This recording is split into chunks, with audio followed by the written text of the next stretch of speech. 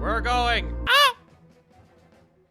Where are we going? We're in space, Ceegee.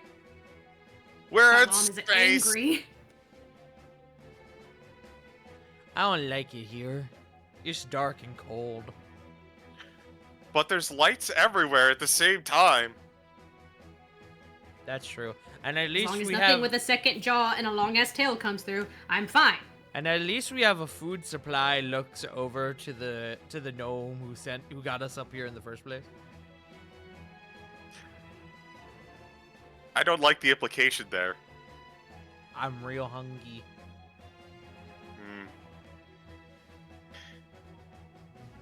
Maybe a bit of an appetizer, as you were. Ah, yes. But while we ponder the thoughts of cannibalism as a form of retribution, hello!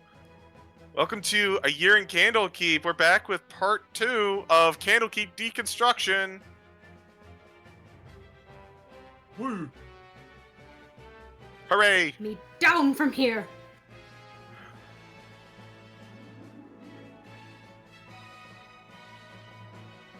So they bunked him on the head and then they shot him into space. Hello. Hi. Are we doing it? Are we doing the things? I don't know. I thought we were doing intros and whatnot. And... You didn't say that. Oh, you're right. I didn't. You didn't say I that. thought about saying it, and then my gear shifted. I was like, "What the hell was that line from MST3K?" Hey guys, what's up? We are obviously on the top of our game today, as you can clearly tell. True. Means we're in the right mindset for this particular one shot. Why don't we pass it around the horn and do intros before we derail ourselves further? I'm gonna roll a dice to determine who. Haza, you start. Hello, it's me. Haza is my name. I'll be playing Reg today. Hi. That's it. Okay, that's it. Pass the ball. Punk, because you spoke last. Ah, shit. My name's Punkier Dog. I play Silam, the drow who would probably sell you as soon as kill you. River. Hi, that's me. I play Neffy. I'm pretty bright and full of sunshine. Bob.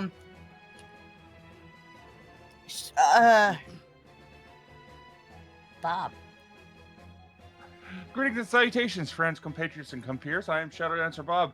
I will not be playing Tharos this session, as I will be withdrawing him like a Pokemon from a Pokemon battle and replacing him with the Killdozer. Alright, go. Hello, it is me, the aforementioned Killdozer. I play the Tiefling Warlock Paladin, also Resident Bastard Solaire. Who hasn't gone? Ceegee. He is things. Hello, I am the Ceegee. I'm the one running this one. I'm the DM, and I'm about to DM all of these schmucks in space. Let's go! And with that, I think we've officially run out of space things to reference, so I guess that means we have to go ahead and start. Now, would someone like to recap last session for a point of inspiration? Only available this session.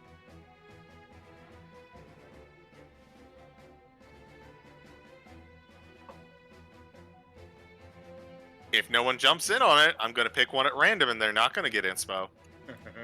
I can try. I heard a volunteer. So the party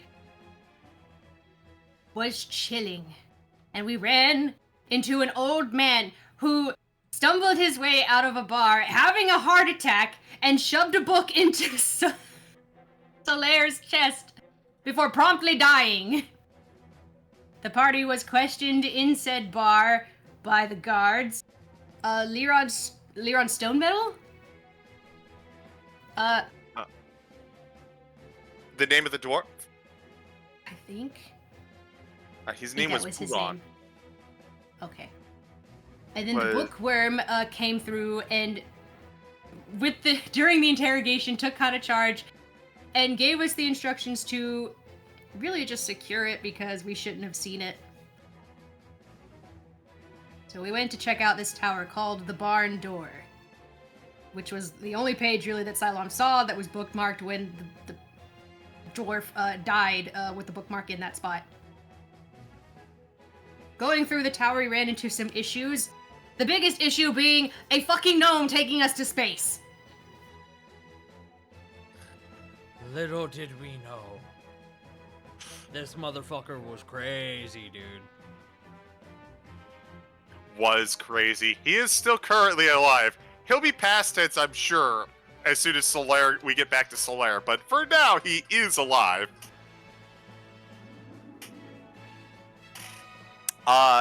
What are a few of the things that you encountered in the barn door there, Punk?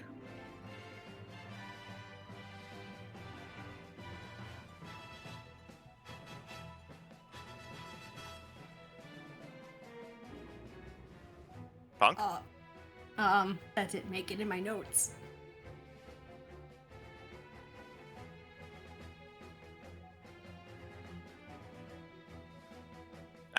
That's okay.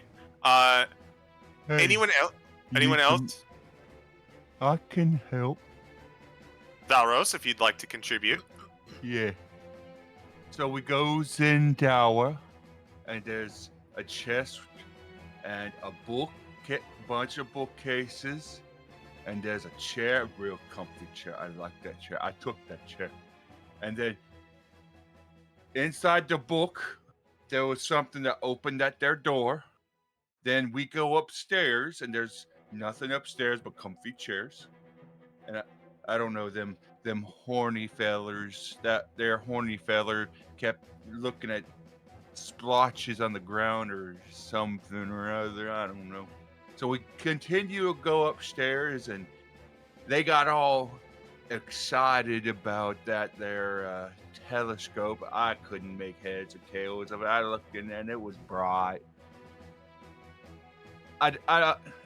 It's that thing that people keep telling me not to look at. I don't get it. So, but they walked over and they pulled a lever, and something got real angry at them because a whole bunch of like lightning fellers done come out and they went zap zap. I didn't like that too much. Neffy didn't like that. Neffy ran downstairs, and I ain't seen much of them none. But we went back. We went all the way downstairs. Then we saw this big old crab.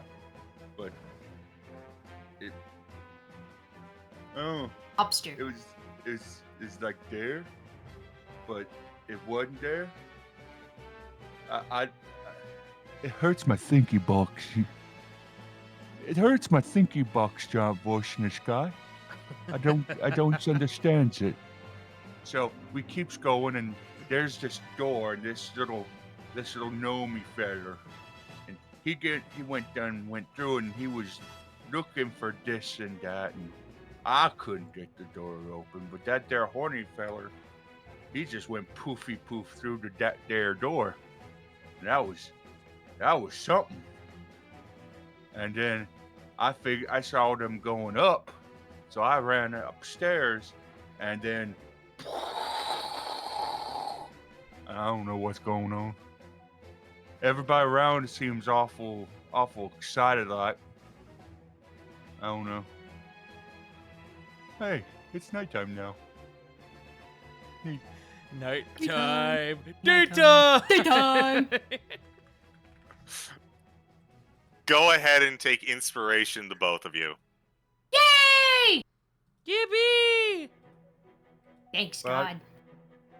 But You did it Mr. last Voice in session? the Sky, I already got inspiration.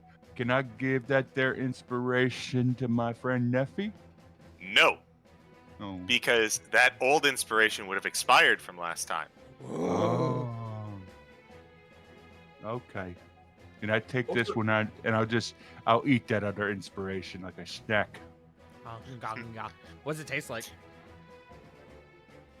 It tastes like old. Oh.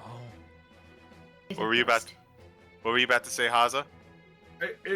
I don't know if I noticed it last session, but it definitely felt like Bob was slipping into Hagrid a few times. Like, I don't think I noticed that. Starring soon. Screen jump scare. My bad. You're a wizard, Haza. All right. And with that, I think we're about ready to jump into the game.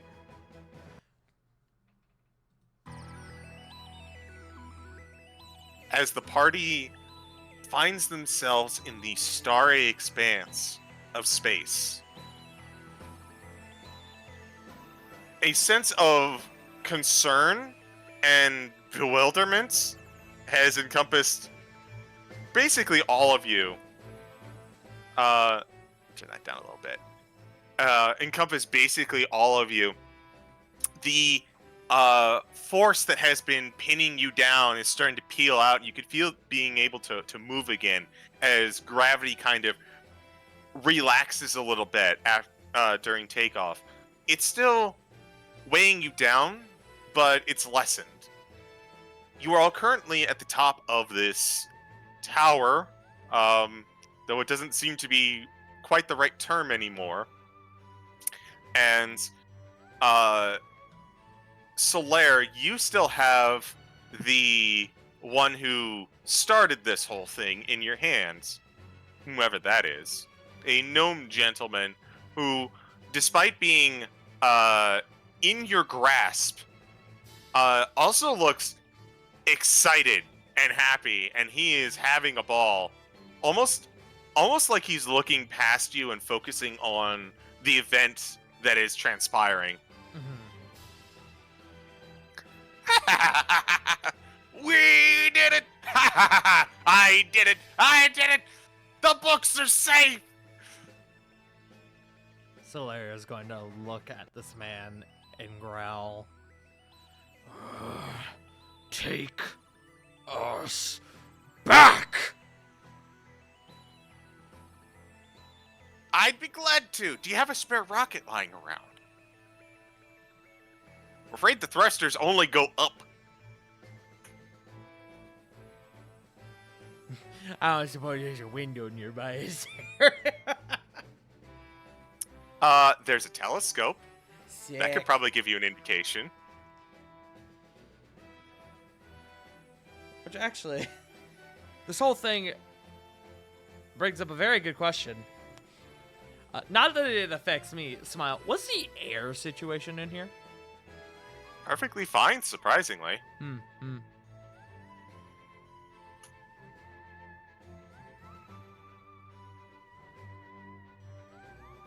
Somebody else feel free to take charge, because I think anything else I do at this point is going to involve violence. Do we, like, are there any indication that we've launched into space other than the feeling? We're in Well, as space, bro. Yeah.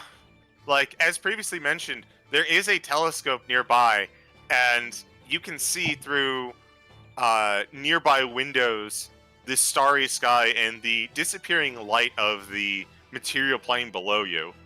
Look, Tart was behind a bulkhead. I just wanted to make sure that we could also see that. At Fair the end enough. of the session, we all went up to the observatory. All right. Hey, all them there stars are out of position. It's nighttime now. Okay, we just got launched up into the stars. Okay. Okay. Whew. He's just trying to, like, his hands on, Reg's hands on his chest, like, try not to, just, like, seconds away from having a breakdown.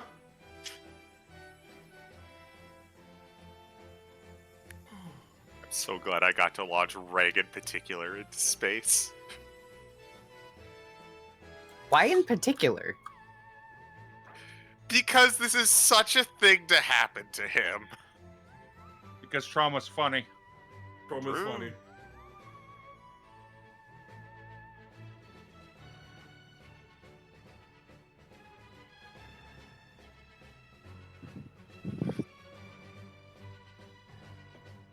You're gonna want to be careful with your breathing, son. I was expecting... Air's pretty good for a while, but I didn't account for more than 2 people at the time. Wow, maybe I'll need to go back and make adjustments. It's probably alright. He seems to be mumbling to himself. What? So Air. how long do we have then? Let's see.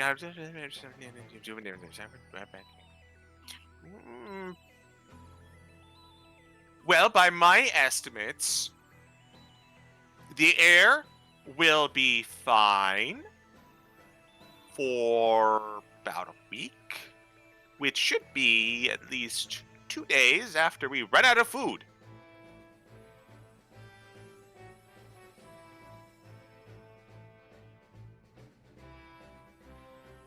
Okay.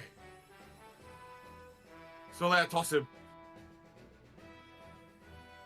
Toss him where? Like to you? Is that this is a tart question. Because if you Out. I think he pointed to a window. Because I think he threatened to do that before. Like, he's like, get him. Fucking. Solaris are gonna start dragging this guy towards a window. No, wait, no. Don't. Here's It's a the very bad idea. problem between you and me. Unlike you, I don't need to breathe. And Solaris is gonna start reaching for the window. Yeah, but I mean, okay. Look, I can sleep out making like an escape pod or something. Get you downstairs. Back down to the material plane. Insight Yes. 17. My man is scrambling. Up until this point, he has been perfectly content with the. He has been intoxicated with his success, and now the idea of him being thrown out the essentially the airlock has snapped him back into what the actual problem is, which is you currently having him by the throat. Solaris is just going to you, lean in real close. I don't care what happens to you. I don't even care what happens to this tower. But you will get us back, or you're gonna have a very slow ride back down to the material plane. Are we clear? Intimidation check.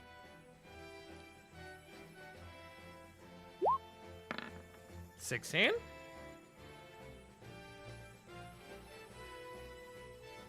Let me roll.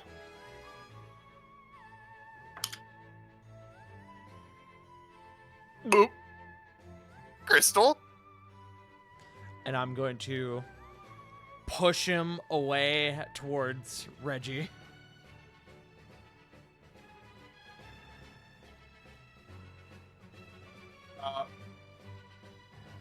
Reg is currently like frozen solid. He kind of took another look outside the window and he's just fucking froze. So as you like push him in, he just bounces off Reg.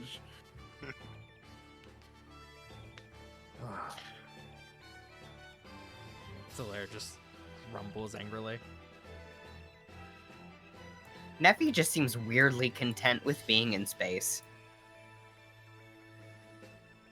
Salom is angrily grasping it. If we're floating or just like kind of lifting off a little bit, she's angrily grabbing at things, just glaring at Solaire. What's the gravity situation like? You all are able to stand around just fine. Sick. Cool. She's just kind of staying crouched a little bit, not grasping at the wall, just like keeping her weight against. Like, no. You should get on that escape pod. You want to keep your hands. I mean, I need them to make the escape pod. Like, Now! I'm already going. This one's already scary enough. Why is everyone so scary in here? And Solaire is gonna keep a very, very close eye on this dude.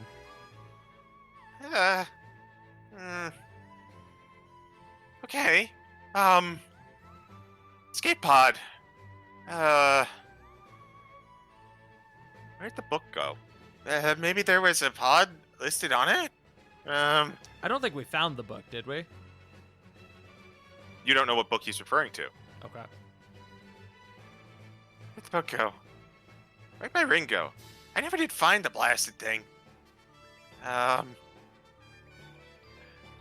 Okay.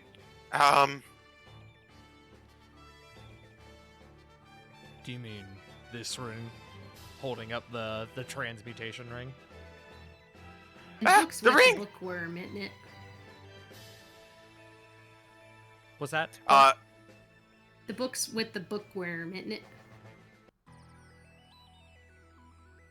That or is at least correct. the one that the dwarf had. Oh, yep. Mhm. Oh, and I bet the dwarf was the other person because he said it was originally planned to have 2 people.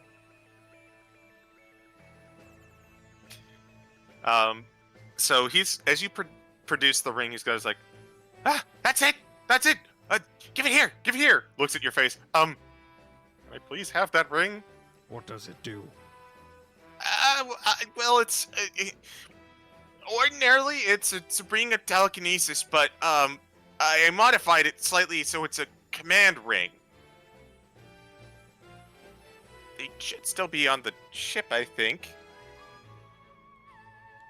And he'll just kind of look to the rest of the group, seeing if anyone like has any hard disapprovals.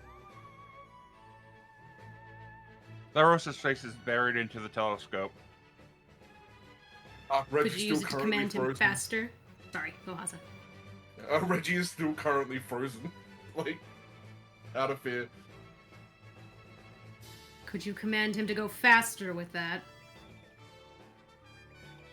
Above game, I think he mean like it's a command ring for the ship, not like a ring of command. I know, that's just what Silent would say. Gotcha. I don't know. And he's gonna lean forward.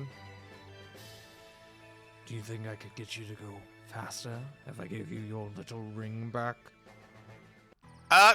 No. But it would go from a 1-person job to about the 5-person job. If I gave him the ring back? Yes. Huh. So Larry's just gonna continue to scowl at him and then just firmly plant the ring in his hand. Thank goodness. All right, and he places it specifically on his specifically on his pointer finger, and he does the thing where he takes his thumb and pointer finger and he goes as he whistles, and then you hear this skittering noise coming from below you. But more than the skittering sound, you also hear clicks as emerging from below. You see strange creatures made of brass and gears. They appear to have like insectoid bodies, but their heads similar to the shape of dogs with a snout. And about 3 of them emerge from the lower area. It's like, my babies. Oh, thank goodness you're all right. So, where have you been? Ooh. Doing your jobs admirably. Is everything stabilized? Good. These are my helpers. They're, what the hell did they call them? They're called skitter widgets. What a name. I think we read about those last session, didn't we? You did. You found a manual for the creation of these machines. They look like this, by the way.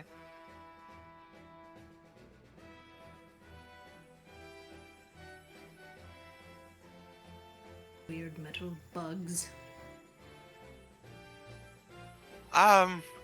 So, Oh, They're in the Discord. I was waiting for them to pop up in game. Ah, Behold, chat. Behold, freaky buggy. Behold, look at him. Little scrunglow. I feel like an opportunity was missed to call this a clock roach, but Eh.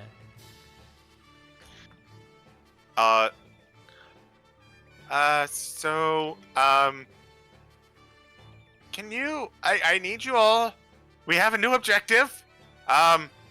These guests should not be here. And as the moment that he says that, a bunch of them like whip out tails with electricity, like aimed at you guys. No. We're gonna help them. We're gonna help them get back home. Okay. Noting that.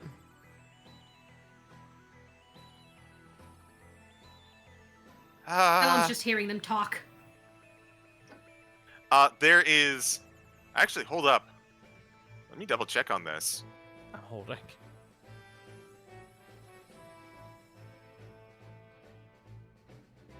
I need to see if this is an actual language. Oh.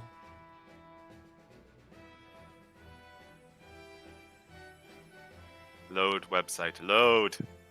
Load, damn you.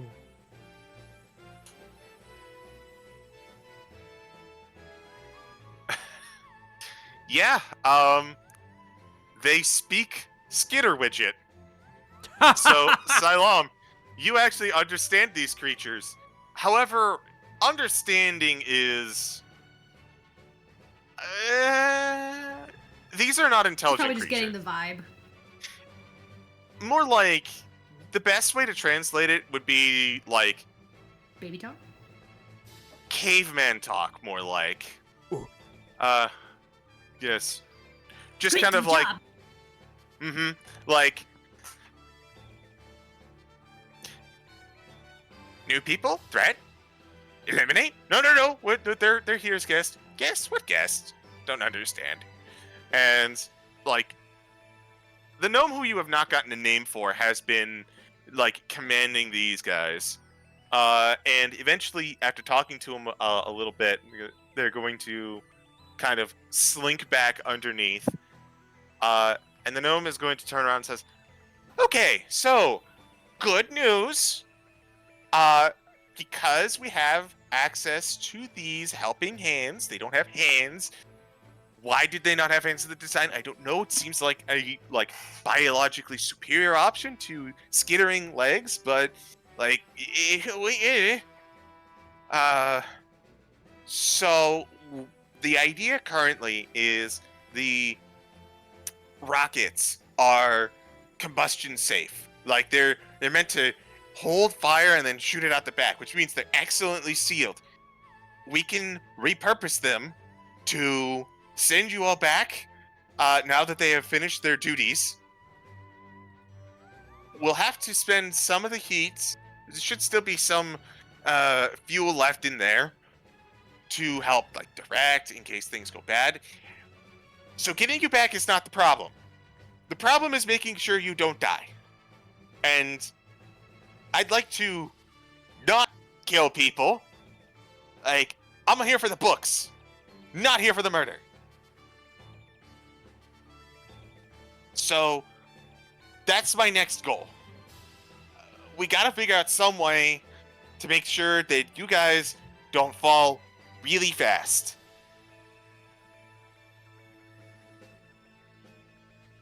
Above game, that would cause a problem. One would think. So I have a spell, but it only works if the thing weighs less than 500 pounds. How much do they weigh? What's the spell?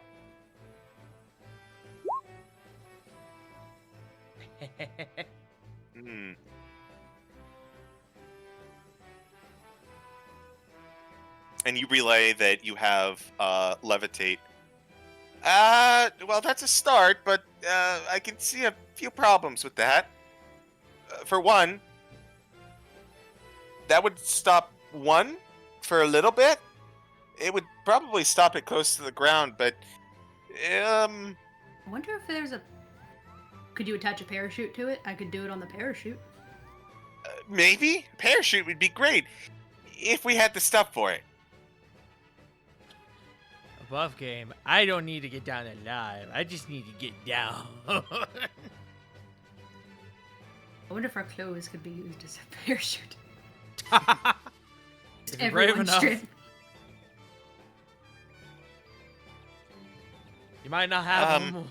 You might not have them when you get down, but as honestly, in my opinion, a worthy sacrifice. Mm-hmm.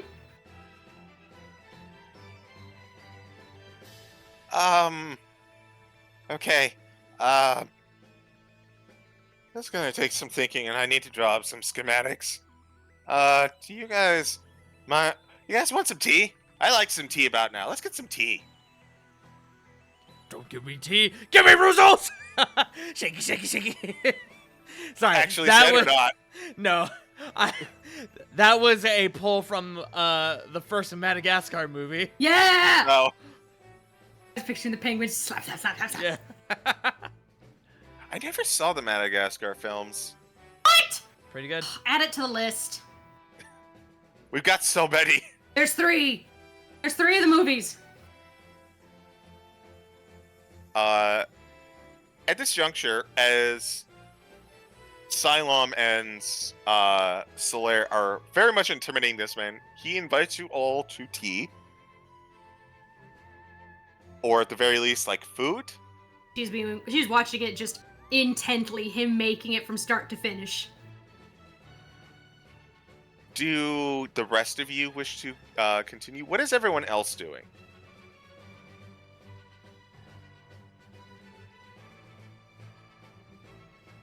Reg is now in fetal position. Oh, poor guy. Tharos is modifying his spell chart. The star chart? Yeah. Ah. Him How a you, circle of stars druid, and him in stars. Yeah. What is Valrune the Luminous Watcher doing at this juncture? Valrune the Luminous Watcher is confused. This entire thing, there are. I'll put it to you like this: have you ever seen the image of the woman doing all kinds of complicated math and looking confused? Mm-hmm.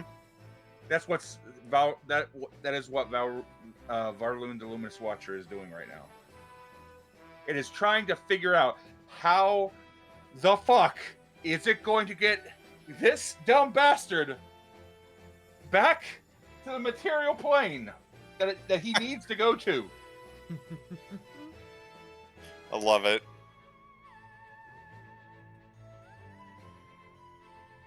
What's Neffy up to?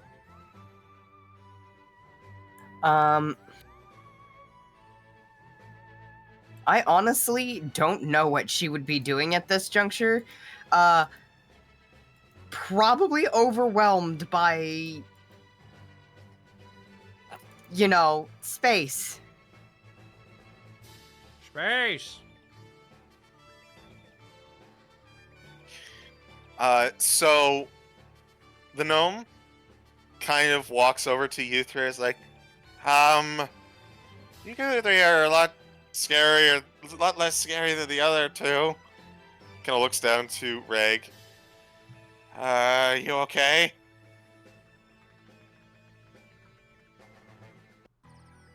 He doesn't respond.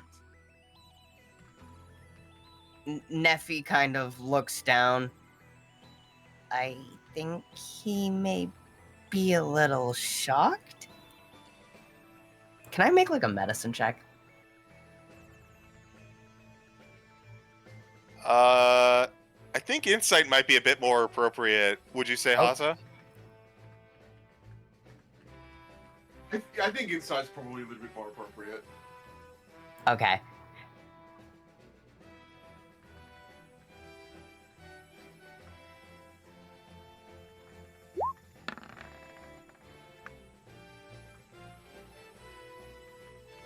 19. I'd say that's acceptable because you did see how he showed back up at Candlekeep.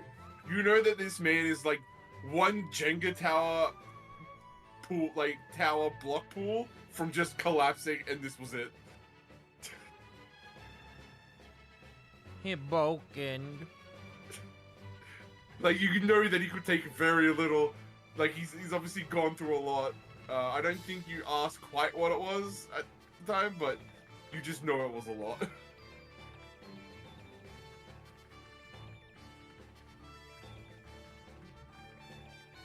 Oh. See, I have an urge to smack you. But I don't know if I Neffy had the would. feeling the smack calls all the time. I mean that too, but I meant Reg. To like snap you back into, hey, you know, snap back to reality. You could ask Silam too. I can't wake him up. Can you try?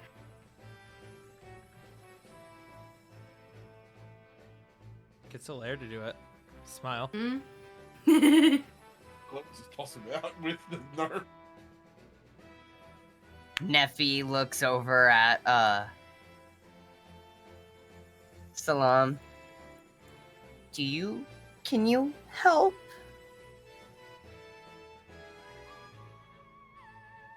What?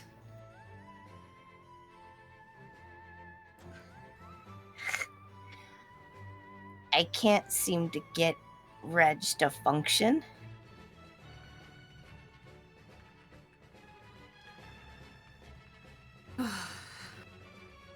He'll walk over. Is he sitting? He's still in fetal position, but he's kind of fallen over on the side. Like, just like... So, like, imagine if someone was in, like, knees up fetal position, and now just sideways. It's that So- anime crying position. Mm-hmm. He has become bald. She will Yeah. lightly shake him. And if that does not work, stand up and kick him in the butt.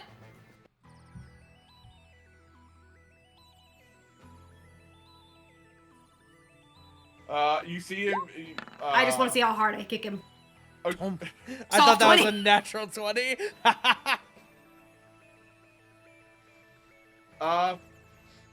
You kick him quite hard, and you just, like... Obviously something reconnected. He's like, Centaurs! And he gets up right away. He's like, oh, right, this is happening. Did you say centaurs? Yes, he did. Okay, I wanted to confirm I didn't mishear that. I'm not sure if you got it, but last time he had a dent in his armor. It's still kind of visible because he was trying to help some centaurs, and they Oh, kicked the that's shit out of him. right. Yeah, kicked his chest in. Centaurs! Yeah, and then kind of. Oh. Right, this is happening.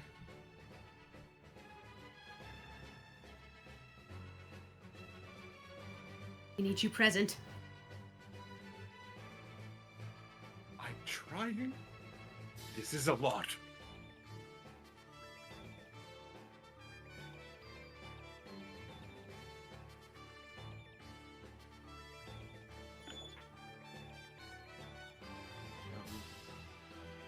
So, is the gnome?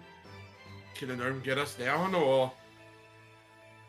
He's made us tea, and I guess the little things are working on it. We're trying to figure out a way to slow us down so we don't crash.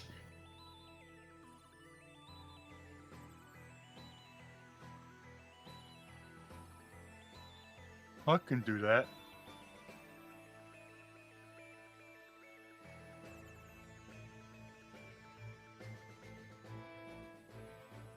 Can? Just kind of looks incredulously just over his shoulder at you.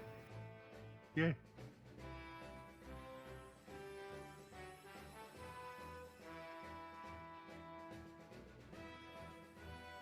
How? I turn you into a bird, and then you fly down.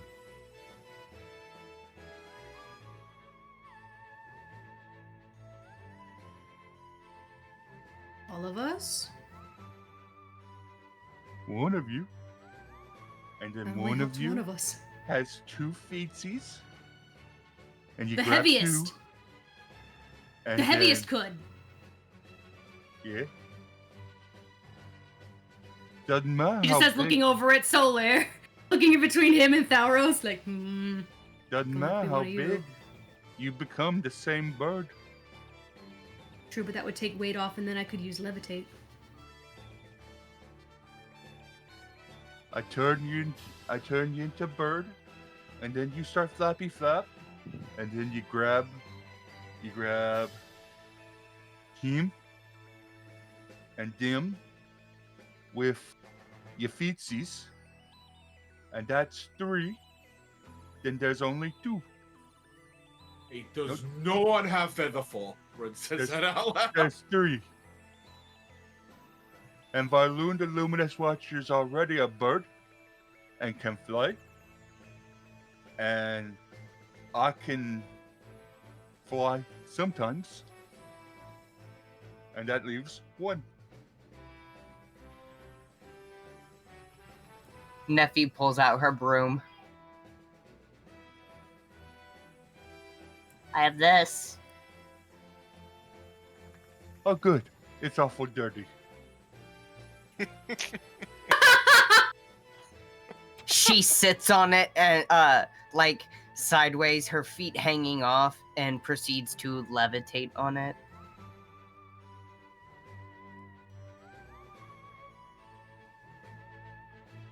How you It's do a that? fancy broom.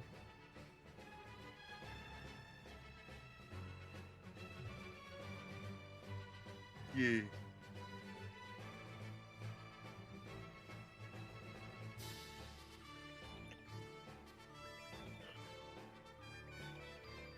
Are you coming? Tea's getting cold.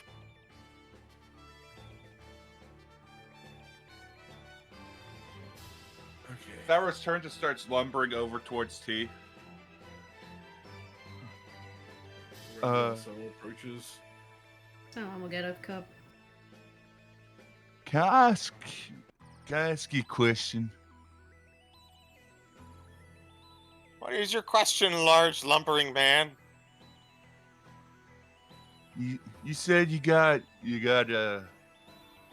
like food for like a couple moons and enough air for a couple moons. What was you gonna do after that? I was going to survive on tech and water. But no air. Can you make that stuff Yes. with what? He holds up his hands. Magic. How do you make air? That runs out. Well, perhaps I should start from the beginning. Okay. I thought you were So, supposed to be making us an escape pod, not telling us a story. Hey, just say, did you have a way to make air? Yes or no? In his defense, you did ask him a question. I did. To be fair, we basically we have asked a yes or no question. So Salam and I, but he's like, okay, It sounds yeah. like he was, that reminds me of the time. No, we asked you a yes or no. let me go back to the beginning. I Oh, no, will no, have no. Reg points to Solar and he goes, I will have him eat you. Yes or no? But it is important. Oh, fine. Yes, we can make air. Good. Jeez. I can't land. Give me a second to at least explain my life's work. Reg brings him in really close and in like a bit of a whisper. And he goes, look, I have been through a lot. I am hanging on by a thread. Just get us back. are waiting. Like, I'm working, but we're waiting. We gotta get analysis of the. We gotta get an analysis of the boosters first. That's what my little guys are doing. Speaking of, can you turn them off so we're not getting up even higher? Solaire is mildly proud of Regulus in this moment, but for all the wrong reasons. Trauma served him well. Good, he's learning. Okay, so like, we can't go to the boosters until they've stopped. We're still rising until we reach the appropriate height. Once the boosters are done, we'll be in orbit around the material plane. At that point, we can go back in and begin to repurpose the boosters. So, until then, we just gotta sit on our hands. We just gotta wait. We sit on your hands? You can.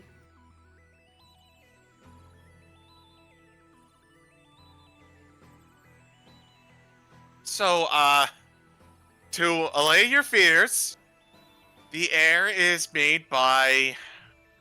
What is this? What's the actual description of this object? Oh fuck, he's researching, watch out.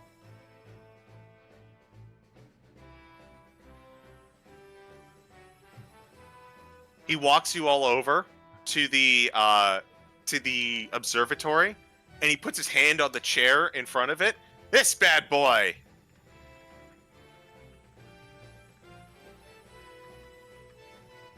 Looks like the normal, like, slightly above average leather seat.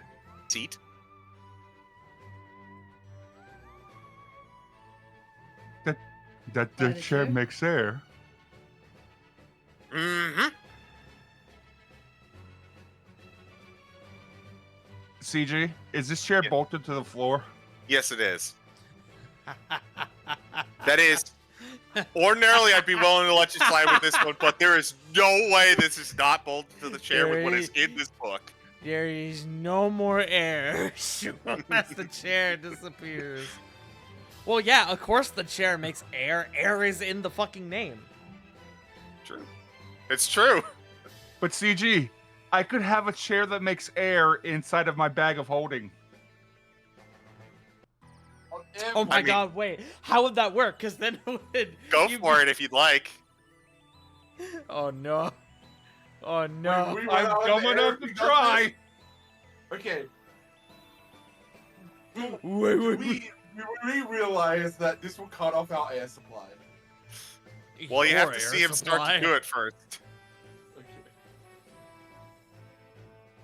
Is the roast being sneaky about it?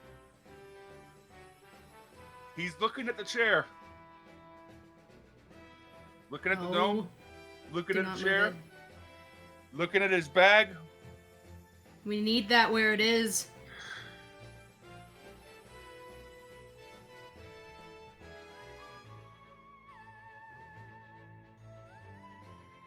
He does nothing for now. Reg looks at Cylon and he's like, make sure to cut him off as soon as he goes for it. He's like kind of ready to like kill him. So this happened.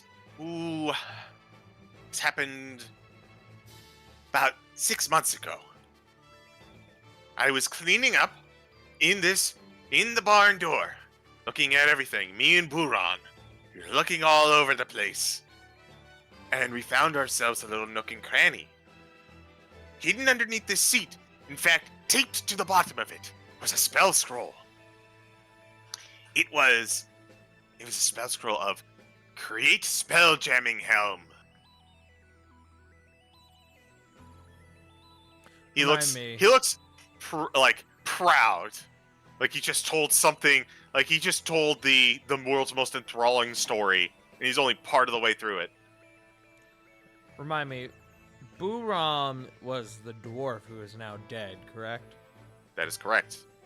Sick. Just keeping that in my back pocket for a moment. Unless somebody else wants to go ahead and bring it up.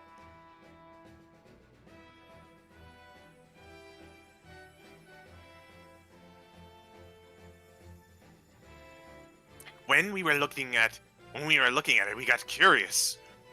We had no idea what a spell jamming anything was, or why it was like attached to a hat. But it got my mind a burning. I had to ask myself what it was, and I did. Did research in Candlekeep, even though they told me no and kicked me out several times. But they ate their words, let me tell you. I was able to find my way into the restricted section. I found Candlekeep Dekonstruktion. He told me what the spell jamming hell was and what the barn door was. A rocket into space! And I thought to myself, excellent. But I didn't realize why until about a week later. Buran mentioned how it came to pass, how it could be like that. I remembered the book, and he told me that this was rocket into space, and I said, wait, this would be perfect for protecting all of the books. Every last one of them, just out in space. Buran gave me a funny look, and then he said very, very slowly, sure. And I took that to mean as a go-ahead. So, I got to work. For months, I've been following the schematics in Candlekeep Dekonstruktion. Sneaking everything under everyone's nose. Till eventually we were ready for blast-off. But Buran, he got cold feet. He took the book with him. I didn't need it anymore, but still, it would have been nice to have it as a backup. I don't know where he is now. Probably looking down and laughing maniacally like I was at the marvel that we created. But I planned He everything. was looking down for sure when we saw him.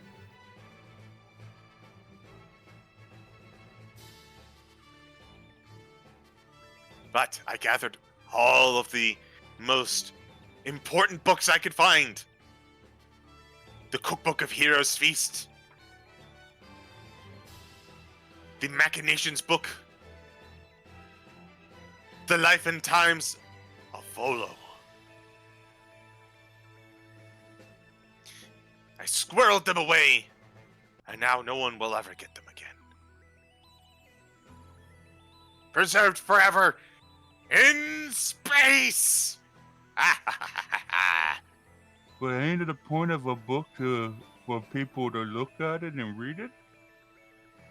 Yes! And now it's up here where nobody can get to it. Yes! That book sounds lonely now. These books sound lonely. Books The don't book- have feelings. The book has no purpose now. Neither do corpses. No, those have purpose. Sorry, I Those- just want to interject. Those I love return just to how- the earth. Sorry, I just look at how Solam had like a very tender, soft moment and then instantly flipped the switch back. Yeah. Like, the books are lonely. So our corpses just fucking. Sorry, that's It's like, book sounds lonely. Books don't have feelings. Neither do corpses. But it just felt like the door for like Silam's emotions opened slightly and then slammed shut. On this poor guy's foot. Yeah. Sorry, that got me.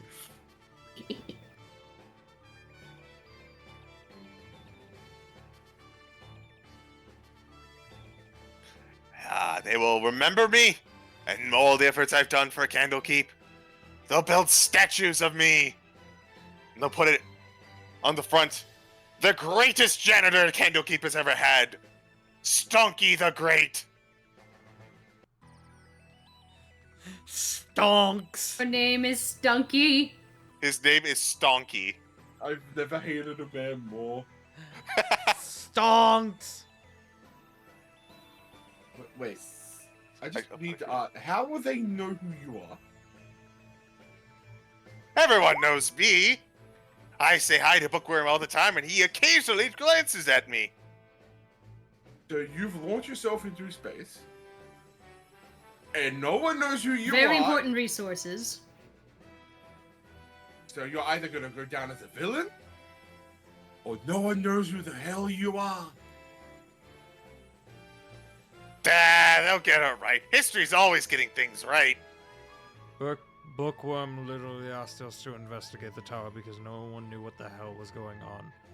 Trust me, no one even knows what you've done or that you're gone. They know the books are gone. Also, your friend is dead. No! Bullrod was supposed to hand out the pamphlets! He gave me the book and then had a heart attack. Damn. That's a rough way to go. Well, I'm sure they brought him back just fine. It back? Him back?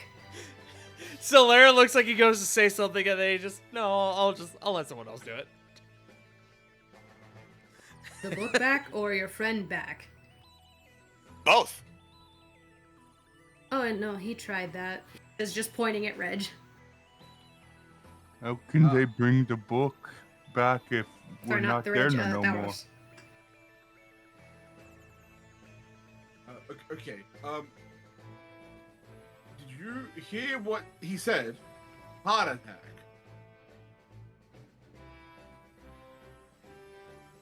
Yeah? Natural.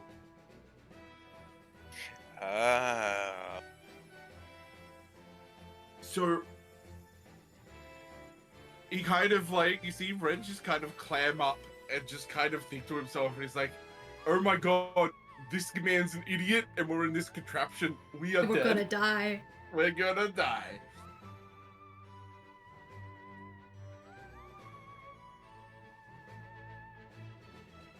Well, shit.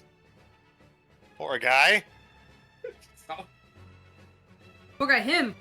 He's already dead. Poor guy, you, who's about to die, and we with you. Nuh-uh, we still got the chair, and I'm working on the escape pod. Not fast enough. I mean, we can't start until we've run out of fuel, or at least at least one of them. This juncture, you hear more skittering as one of the skitter widgets from before comes up and it says, "Booster 1 empty! Cooling down now!" Oh look, one of them's run out of fuel.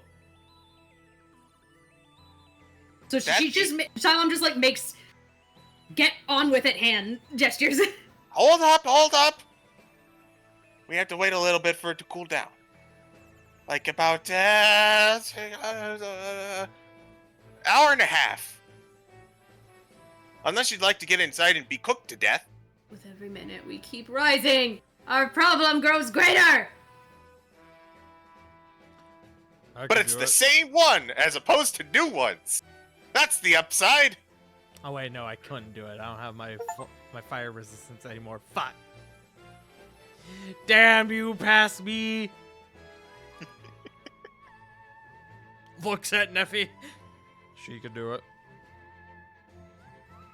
Huh? Looking at the only other person with natural heat resistance in the room.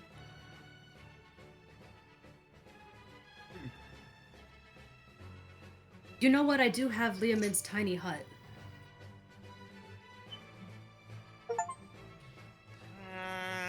That might help. Not sure how, though. It just says it ignores the weather on the outside. Wait, I have a question, CJ. Uh-huh. If I were...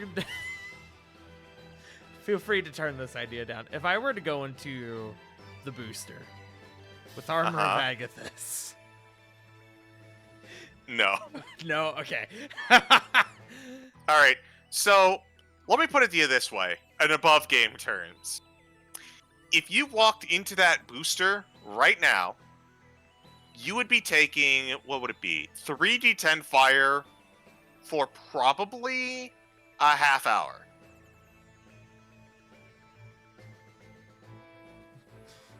Then another half hour be 2d10 fire, and then at the very end, you'd be taking 1d10 fire for another half hour.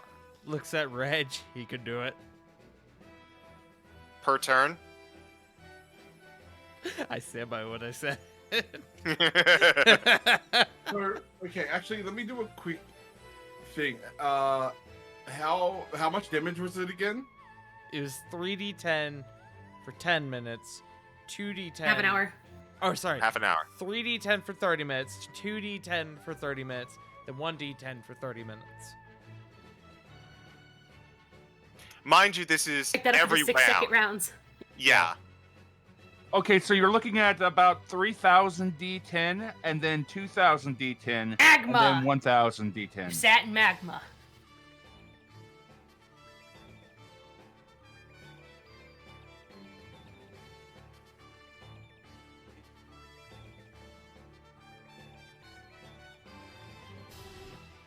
So, or, hear me out. You take it easy, and we let these guys do their work.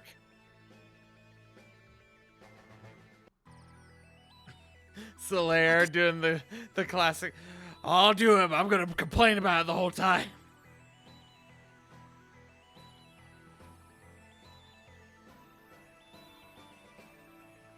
No, actually, it'd be 1,800 D10, then 1,200 D10, then 600 D10.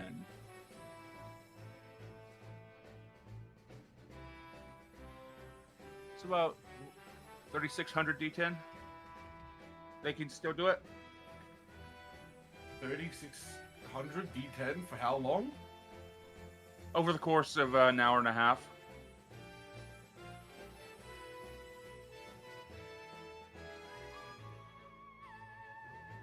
Yeah, I can half that with protection from energy. Oh, no. That's 3D10 a turn. A turn. Yeah, 3D10 a turn. All right, so that's 1,800 D10 that you'll be taking to the face. I don't think this is going to work. I think we just got to suck it up. Yeah, this is not gonna. I could take a lot because I got like. I respect the hustle. Let me put it to you guys this way. Would you rather- Haza really thinking, can I take a minimum 1,800 damage and be fine? All right, I'm gonna go fight Rocket Fire. 2 seconds later, damn, Rocket Fire got hands.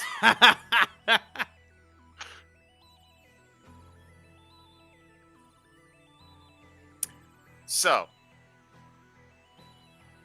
would you guys, at this juncture, like to take a short rest? I guess. Unless anyone has How many hours we got? Hour and a half. hour and a half. Yeah, might as well. Yes. Yeah. Yeah, but I'm gonna be upset about it the whole time. Exactly. Understandable. But I don't have any better ideas. This does mean I get my Warlock spell slots back. Which means I actually get all 4 of my level 2 spell slots back. Nice. Which is, I don't know if that's intentional, but it's definitely weird, and I think that's how it's supposed to work.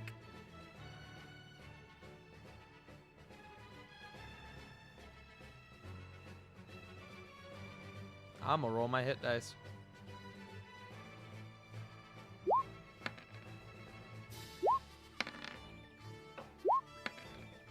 Okay, so what is that?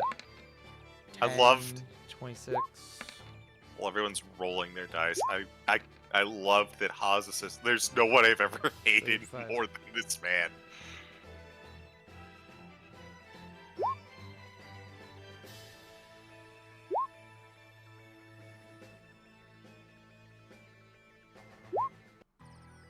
While you are all taking a moment to rest, you do know that Stonky is doing his best to work with plans. He begins writing like blueprints down and then scribbling it, throwing away, getting another sheet of paper. he's at work. He is trying to figure out a way to get an escape pod made, but clearly he has not thought about this. So he's kind of coming in from scratch. Oh, once we finish the rest, can I don't know, Cylon try to give him like bardic inspiration. Sure. Please work faster. Think harder.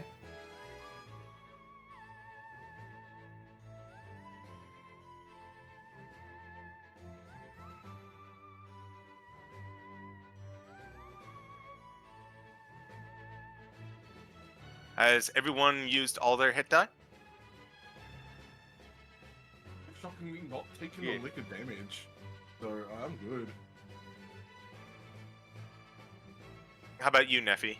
I know you took a pretty big hit. I'm set now. Okay. Sounds like everyone is good for this short rest.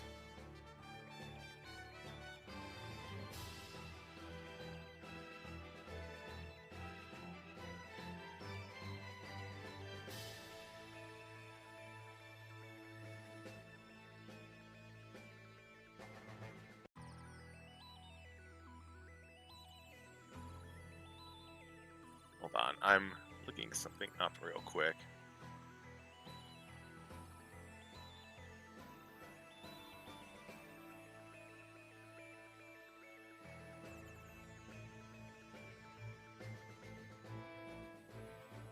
Feel free to talk amongst yourselves for a minute or two while I see if I can find this.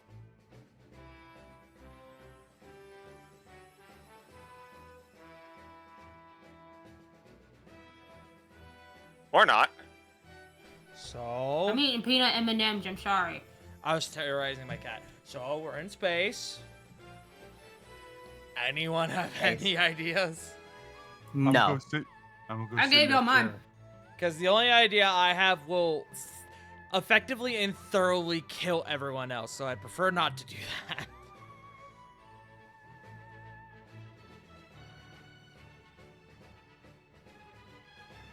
I mean, you say that. As far as I know, it would Uh-huh. thoroughly and effectively kill everyone else here. How so? Just open up the fucking airlock. That would kill us all.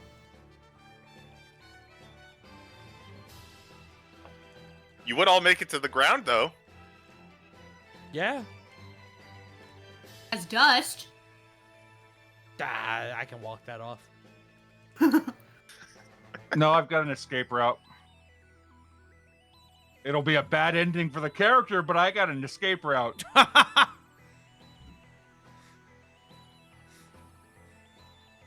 It's not a good idea, but I can do it.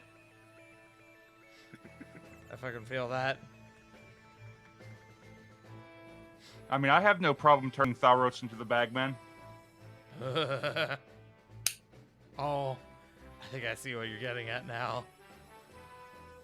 I know what Into the he's bag, getting hope you at. survive. Yeah.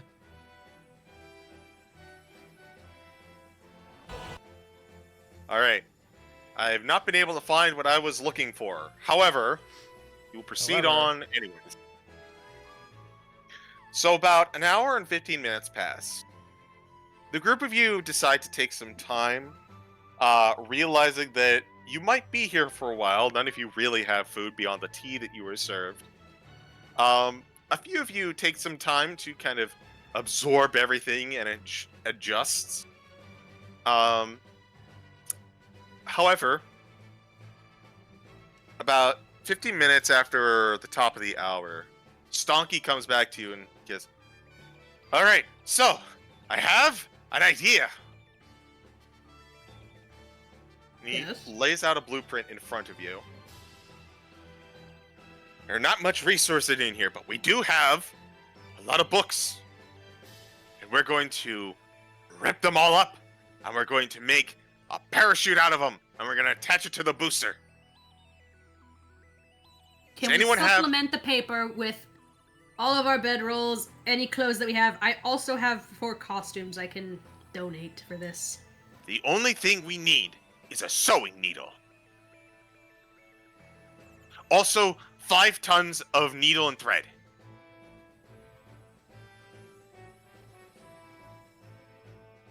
Fuck. Slayer is going to just slowly blink.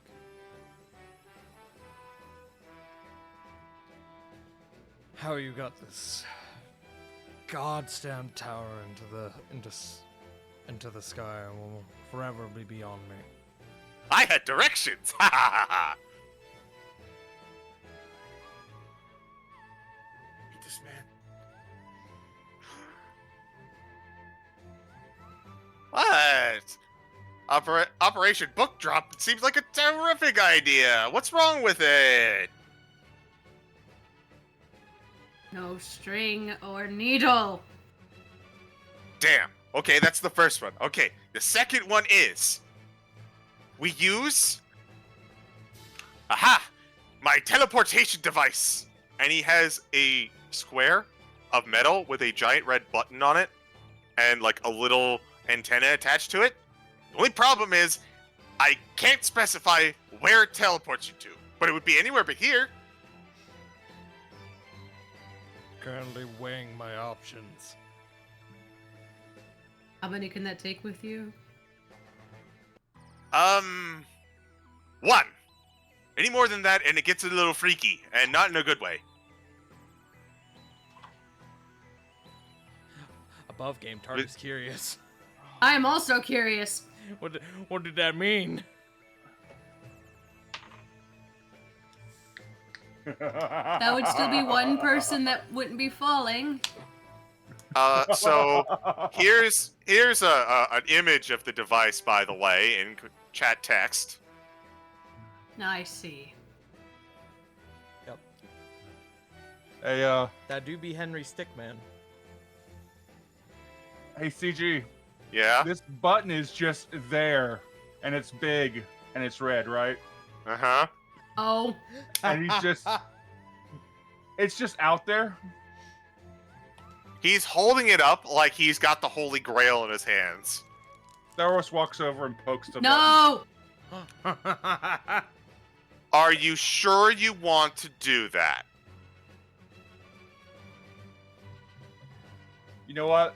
The forbidden question. I'll roll a wisdom saving throw for myself. Not for Tharos, for Bob. Because I want to make the he who funny, but I don't want to ruin everybody's fun. As long as it doesn't possibly, I don't know. Hell, even if it kills you, you took that risk. I don't press the button. I rolled a 17 on the die.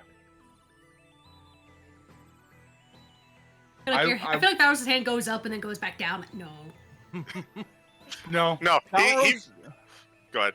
Tharos' hand is reaching out for it, and it almost makes it. But Varloon the Loomis Watcher smacks the shit out of the side of his head. Screech and a claw slash across the hand.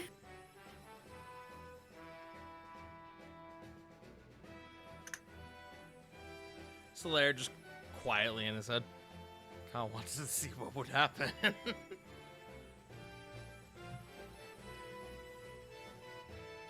Well, okay. So there's some flaws. This was my emergency get out of jail free card. Let's see. The third idea is that we take the boosters, which are at the bottom, and we put them on the top. That Yeah, would make fire us crash power. faster. Oh yeah, I never did install brakes. Guess those weren't on the instructions, huh? How did you get this far? By That thinking was- big! How would you, realistically, how would you move the boosters? I'd take it, I'd uninstall it, there's just a big screw, I'd take it out, and there's a hatch, I would take it on the outside, I'd walk to the up, I'd put it on top of the roof, and then I reattach it on top of the roof. Makes sense. Killing us faster.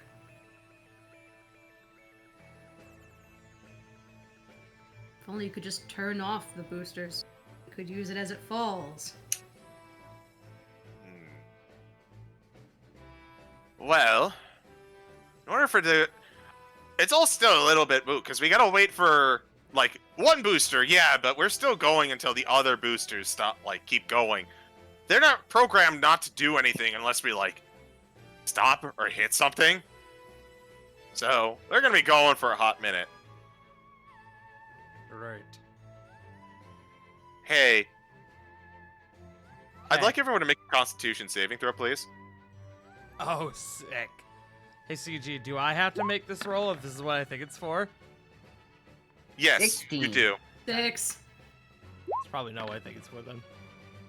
9. 12. 15.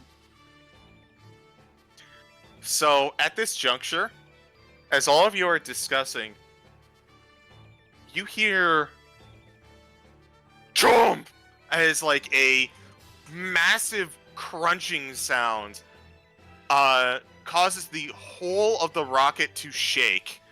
You are all, everyone except for Reg and for Neffy, thrown to the floor as the jostling of the ship colliding with something knocks you off your balance. What was that again about hitting something? What could be out here? Even in my brilliance, I didn't think there'd be something out here. A rock? A rock wouldn't cause this. Hopefully Not this something level of A that- damage. big rock? Hopefully something that kills all of us. If only we could be. Blair, that I'm not lucky. done with my goals yet.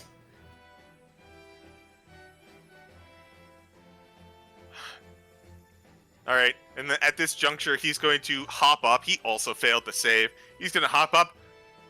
Let's go see what it is. We have to figure out how this will factor into our calculations.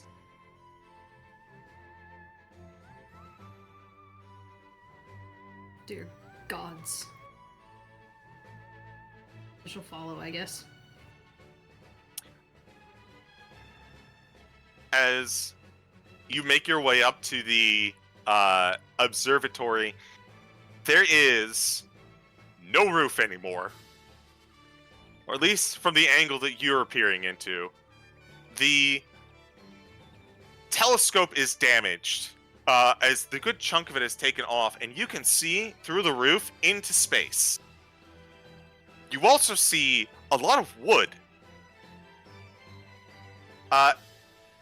As the shingles at the top of the, as well as some of the shingles at the top of the roof, are now lying in the observatory. Where there should be space, there seems to be a bit of, as previously mentioned, wood, but not wood that seems to be similar to the barn door, if that makes sense. What the hell is this? Oh, that's space wood. Oh, wait. I might know what this is actually. What? CJ, Open. Hi. does this, by chance, does it possibly resemble the wood of a ship? Roll me roll an intelligence check with advantage.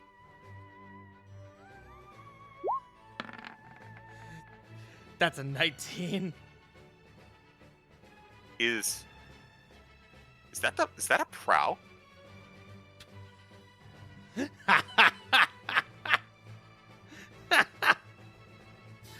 Solaire, squinting at this a little harder. Is that a fucking ship?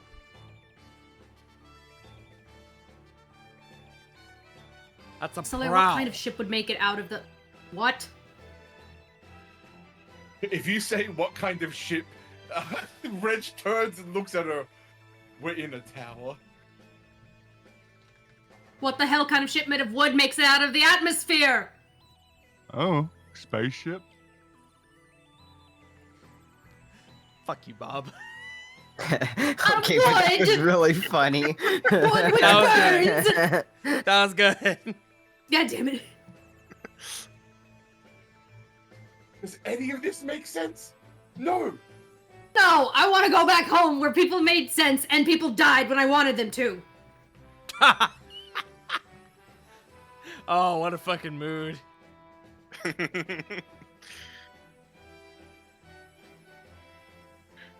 Amazing! We must have flown all the way up, come down at the bottom, and now we've crashed into a ship out of the ocean. Who knew that space connected to the water? Where is water? There's the distinct sound of a fucking squeaky toy as Solaire reaches over and grabs this man's throat. Has anyone ever seen Kung Fu Panda where Tai Lung Yes. grabs the fucking chicken? Yes. And it's just like, that is just this moment. And he just grabs, shakes him like a chew toy, and just plants him back down on the ground. You all hear a cowbell for a second. So Wait, hold. What? Go ahead. So what do we do? Well, don't go out that hole as you look over to the hole that is open to space. Instead, we go out that one as what appears to be the spire of the tower has crashed into the side of this ship.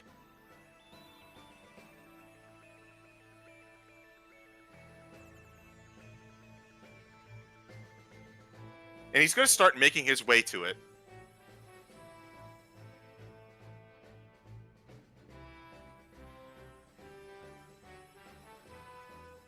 I mean, I'll follow. All right. If this is a ship, and it's not, if it's in the water, then we'll just go into the bottom of the ship. But if we're still in space, that means the ship can fly in space, and they can give us a ride.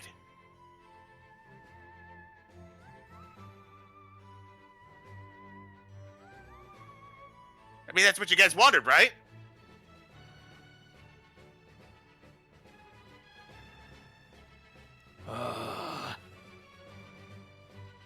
And Solaire's just gonna begin to move forward. Stonky That was 12 proceeds. months after. Stonky Yeah. proceeds up into the ship, and you see that you begin to hear shouting as you begin to get closer and closer. And as you do, roll a perception check.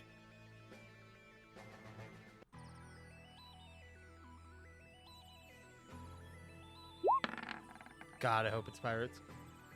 16. Anyone else?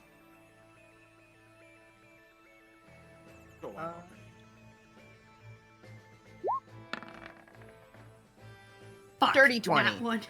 Nat 11. 27. Oh, can I use my inspiration? You may.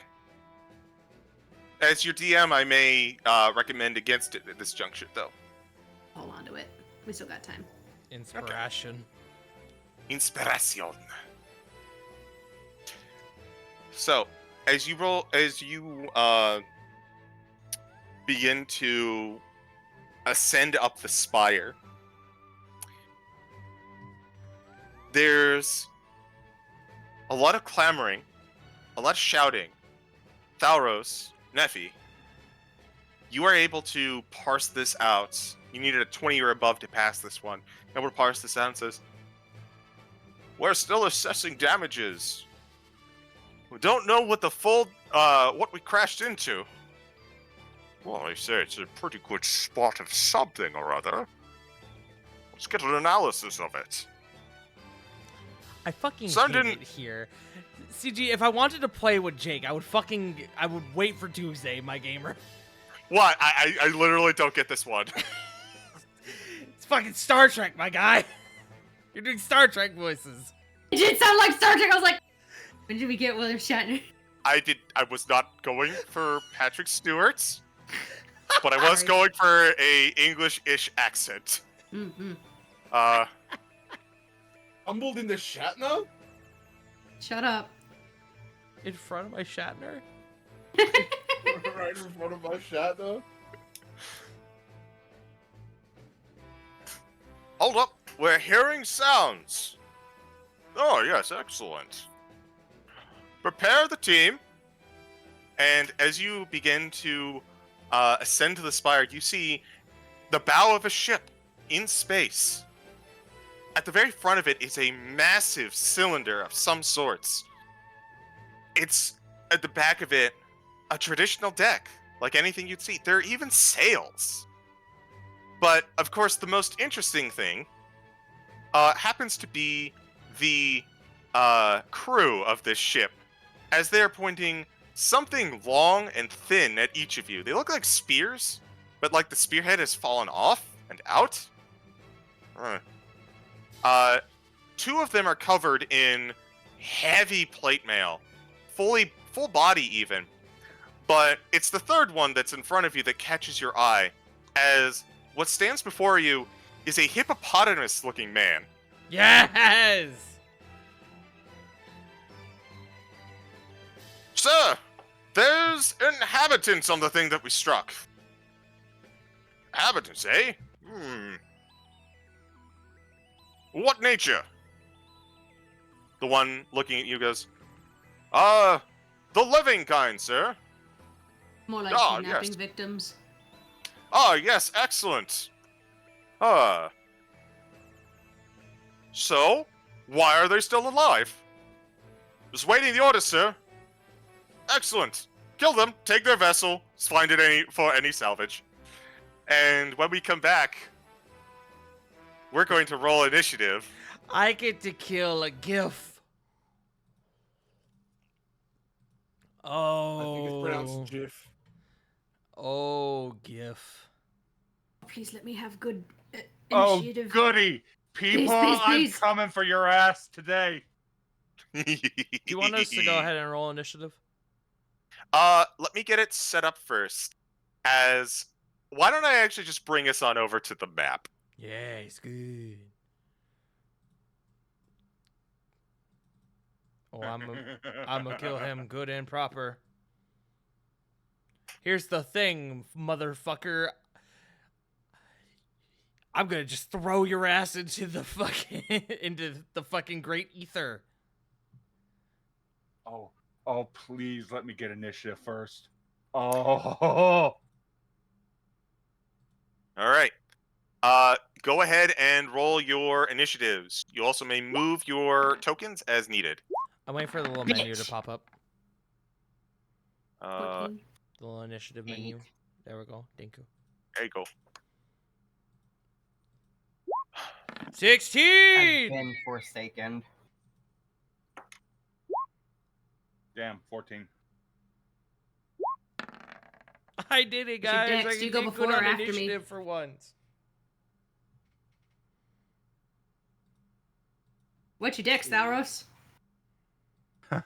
I'm gonna guess You I go go fir- first. You go first. Okay. What's your dex, Reg? 2. You go first. Yeah. Where's the GIF? That would I'm be working on any man who looks like a hippo. I don't think any of these images are moving, Punk. I meant on initiative. Get your yucks out of the way now. Ceegee, may I ask you a question? Hmm. Since I chose not to do it, what would have happened if I would have pressed that button? You would have been teleported anywhere in the multiverse. Cool. I should have pressed the button. Holy shit, we found Treasure Planet.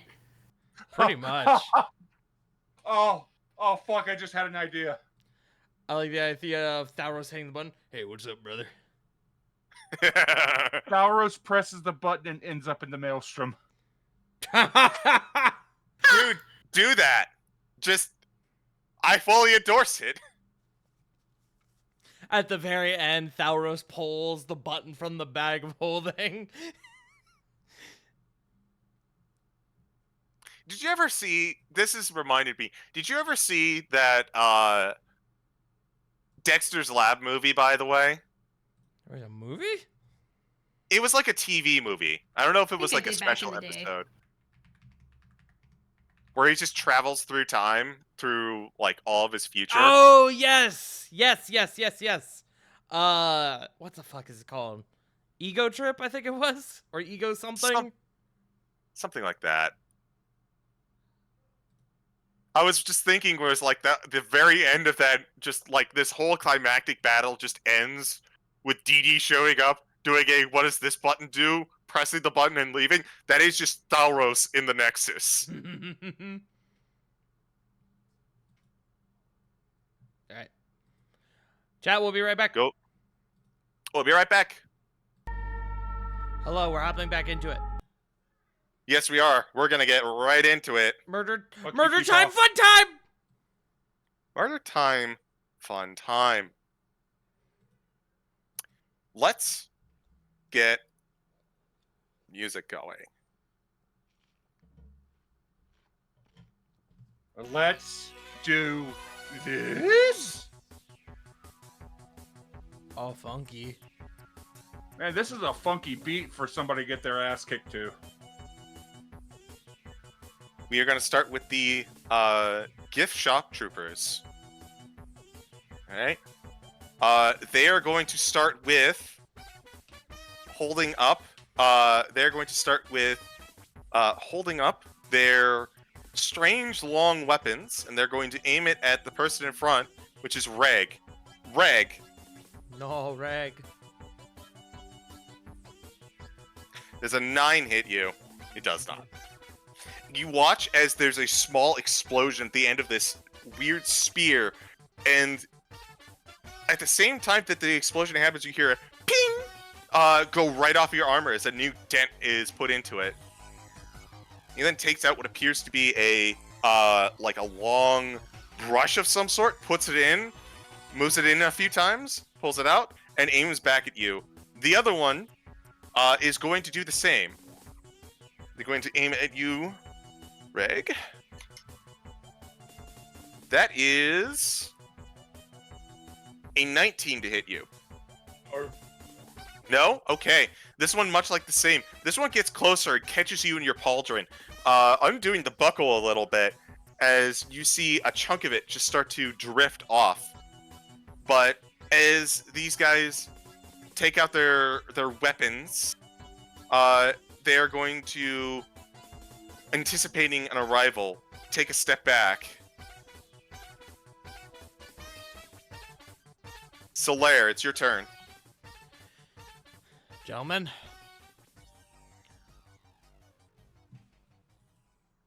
Hello.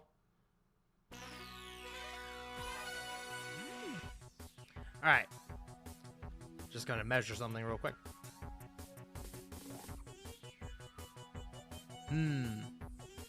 30-foot radius, Ceegee, from me. Would I catch... Hold on, let me put it on Linger. Would I catch this dude in the effect? You would not, because he is on a, like, layer above you, which is just enough to put him outside your range. Understood. That's still fine. So...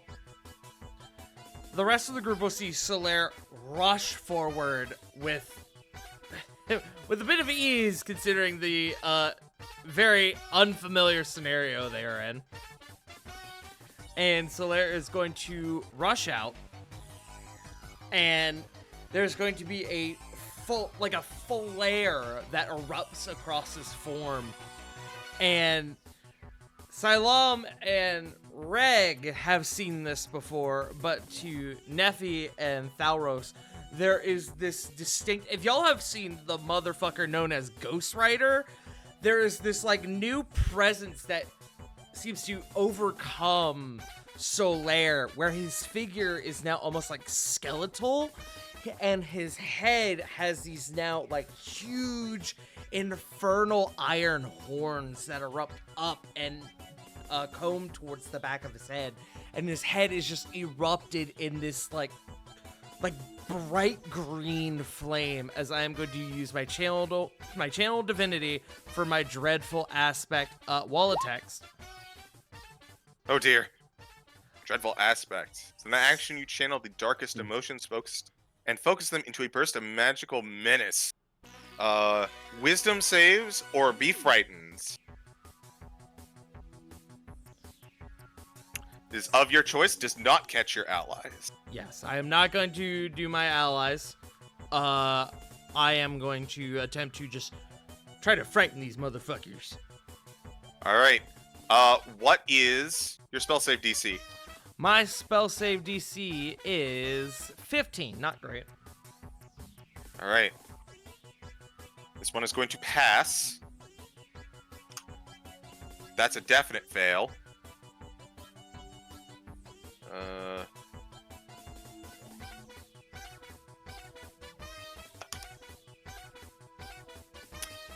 That is 15, you said? 15, yes. Okay. It's another failure.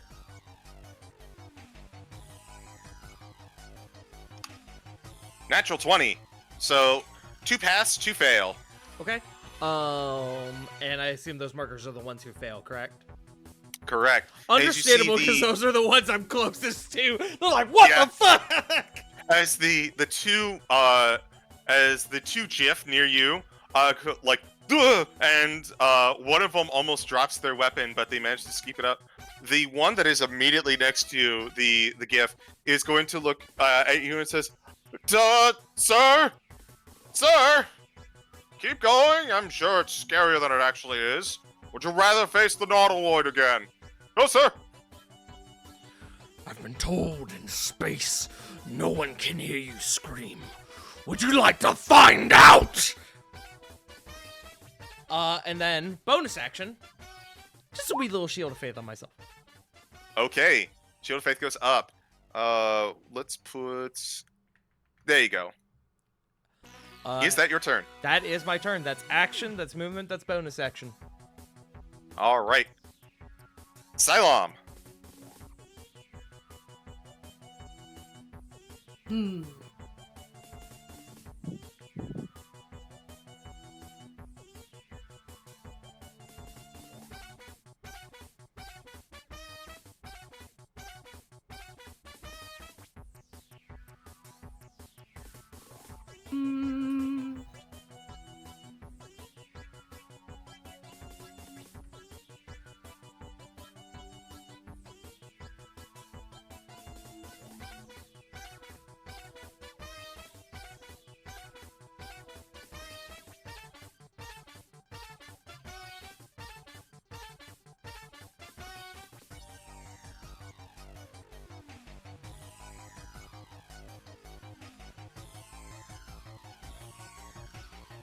Xylom is playing. Oh, I guess I can...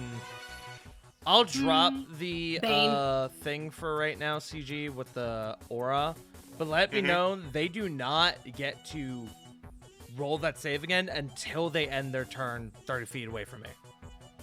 Noted. Okay. Second Bane. level Bane. Okay, who are you targeting? The 3 in front, and then that guy, because he's also 30 feet. Okay. I don't know why it says 14.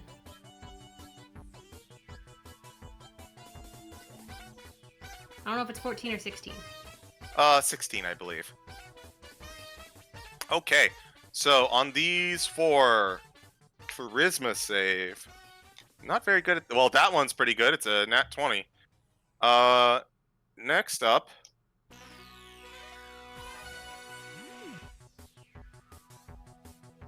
That is a... I don't even know why I'm looking. That's a single digit. Another single digit. Last one. Oh, this one passes. Another 2 pass, 2 fail. And it's the same poor motherfuckers. These two are really not having a good day as the GF in the back is actually fumbles his weapon this time. Sir! Sir! Orders! Orders, Captain! Is that your turn, Ceylon?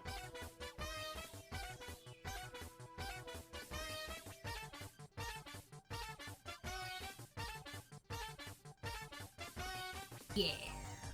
Alright. The captain says, Hey, sir, have you seen their vessel? It's a literal spire.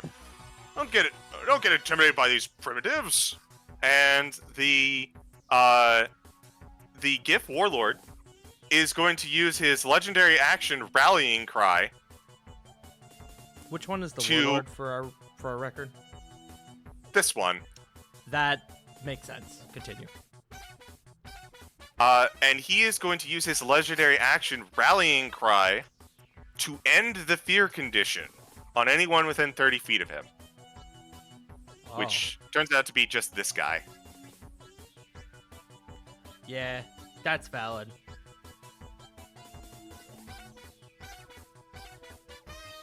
Valros. I'm trying to get this just right.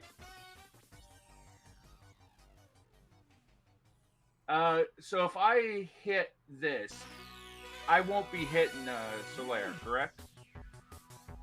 You just clip him. Okay, so I'll allow that. Okay, so right there, Tharos moves over here, and as he does, I use my bonus action to take the starry form of the dragon, Mm-hmm. and Varloon, the Luminous Watcher, lifts off of Tharos' shoulders for just a moment. His wings and his form taking on this icy, luminescent form as Varloon opens its mouth, and it breathes out this massive torrent of sheer bitter cold as I cast Cone of Cold. Ooh, nice. All right. And that is And space is already 18 cold enough, bro. DC 17 save. Okay. I believe that is everyone but this gentleman and the warlord. 8d8. That will be 44 points of damage. Damn. Only one of those was below 5. That was awesome. I mean, tit for tat for the glyph of warding that I got you guys for earlier. Yeah. All right. There we go. That, I believe, that is the one that we chose. So that's a failure. That's a success. Nat one. Yeah, so it will get everyone but the warlord then. Okay, Nat one. And the one at the far end. That's another pass. Last but not least, another failure. So, I have to add in some math. You are going to take... What's this music from, by the way? I have been playing nothing but Super Mario Galaxy music this whole session. That's why it sounds familiar. Okay. I was bopping. Sorry, we was talking at the same time. River, you first. I said I was bopping. Haza?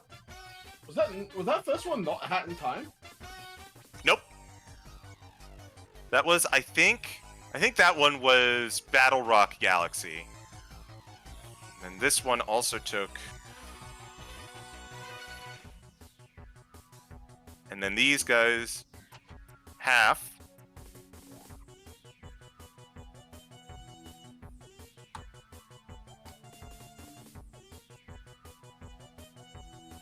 Sorry, it's a lot of figures and a lot of math. For the sake of Got it. theater of the mind, Varloon the Luminous Watcher currently looks like the best way I could describe it is an Articuno, not the normal one, but the variant version, Ew. the purple one. Noted.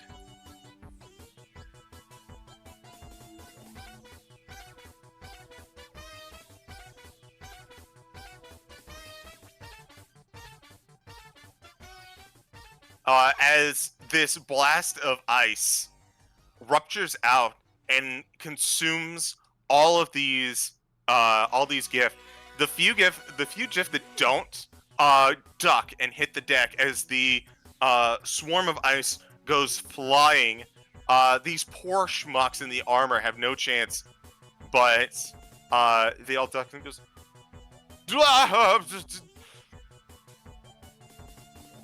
That stings quite. You stop that now.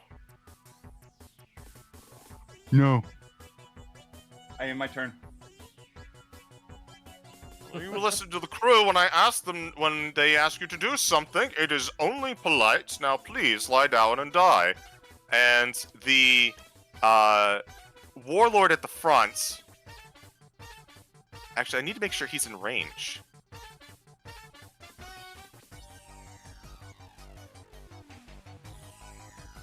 He is going to pull out what appears to be a version of that, except it's the version of the long weapon that the others have been using, except this one is there's two of them basically strapped together as he pulls out a double barrel.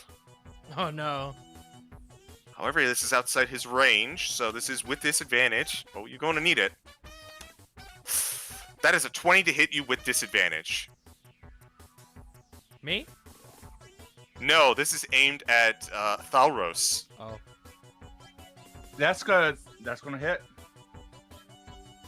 As you take 20 piercing damage. Fuck, a nat 20? No. I already called it. Okay, it wasn't a nat 20, then I can't do anything, sorry. It was a dirty 20.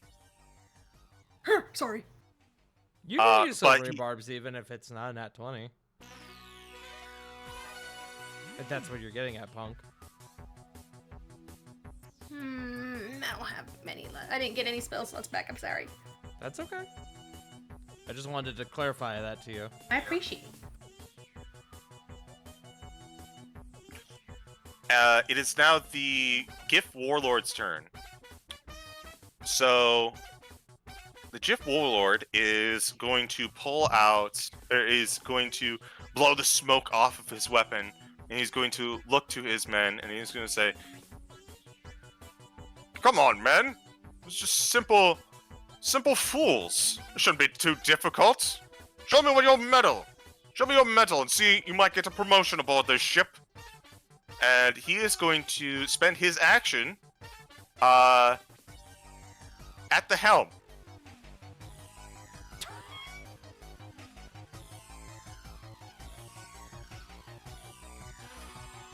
Reg, it's your turn. Okay.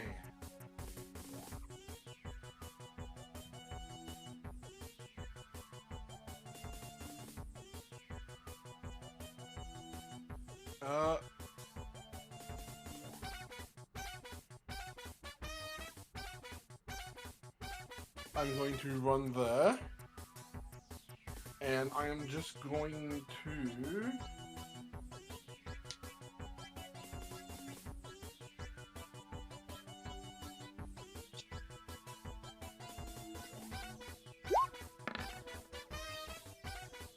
with advantage, right? Because I'm flanking. Correct. So 17, does that hit? 17 does hit. You notice that this GIF is not armored like anyone else. He is wearing the equivalent of a plain old shirt. And he sees as you come up behind him, he's like, "Oh dear."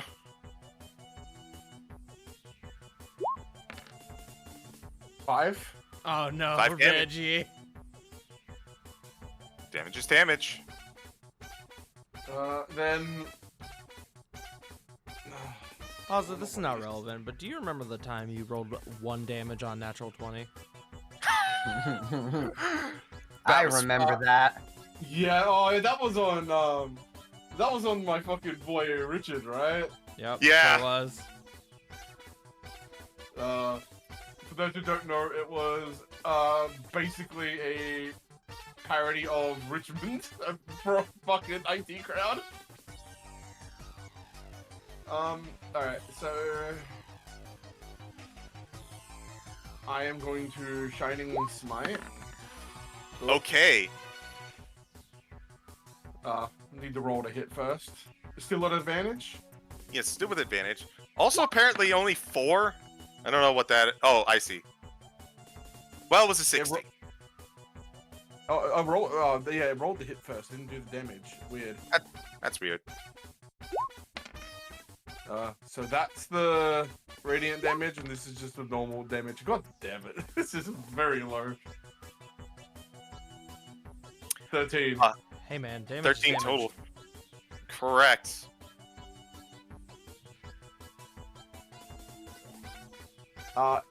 It is now essentially guiding bolted. But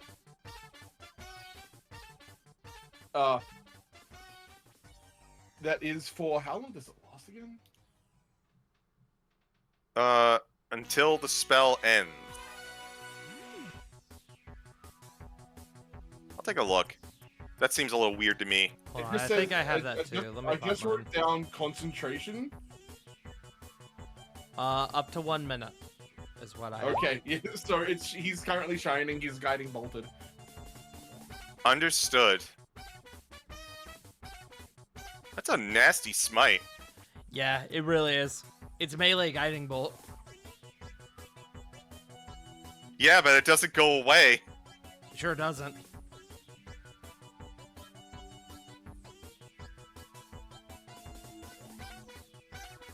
Is that your turn? Yeah, that's my turn. Neffy! Hold on, I have a cookie in my mouth. Chew faster. What kind? I'm trying to. M&M. Yummy. My partner made M&M cookies and white chocolate and walnut. Yummy.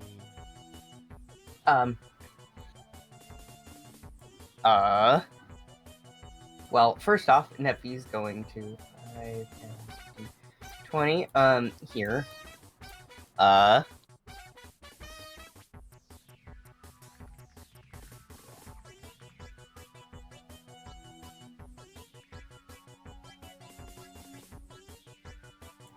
me see. What's the range?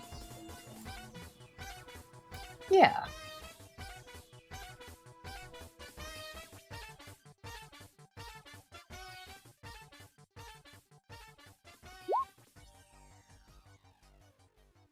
Oh, Okay. Shit. Banishments. Who are you targeting? The warlord guy, because he's annoying me. Okay. He's a pompous butthole. What's your spell save DC? 16. And that is a charisma save, I believe. Yes? Yes. He is going to burn a legendary resistance. Oh, you can all Ooh. fucking take it. Yeah, burn that shit. Steam noise jump scare. Oh, did you get it for the fucking Steam sale too? I sure did. It scared the fuck out of me. Anything else, Neffy?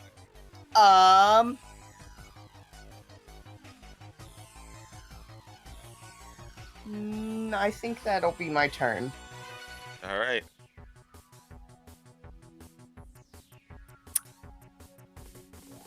We are now up to the gift crewmate's turn. This one in front of you is going to attempt, in front of you, Solaire, is going to attempt to swing wildly almost lashing out in fear more than like actually trying to hit or hurt you. He's gonna go for you. As he pulls out a long sword. In one hand, compared to the strange weapon in his other. Which at this point, I think you all know what it is, but I'm gonna continue the bit. That's an 18 to hit you. Do you roll a disadvantage? Yeah, disadvantage. He's frightened by me. No. That was a 3. Yeah, that's right. Second attack. I'll roll it to see if he went once. Yeah, that's not gonna do it.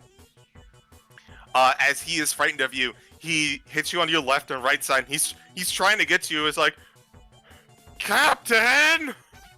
Captain! Captain! Captain! Steady Look at on. me. I'm the captain now. Steady on, don't let him beat you.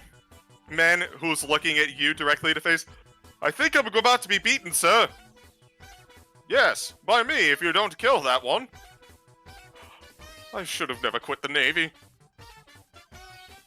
Meanwhile, this other one on the far end goes, Captain, I'm not getting a response. Shall I continue? Yes, we need to know diagnostics. Don't worry about it. Sir, it seems like they're hitting pretty hard and I'm frosting over. Yes, but the ship takes priority. Focus on that. I'll cover you. Thank you, sir. Is that this guy up here, or is that this one back here? This one back here is the one talking about it. Understood. Yes, sir. I'll keep at it. This one over here, who took a really bad hit, sees that Neffy was casting magic and is going to pull out a he's going to pull out a little ball. He's going to throw it here, I think. Let me double check the radius of this.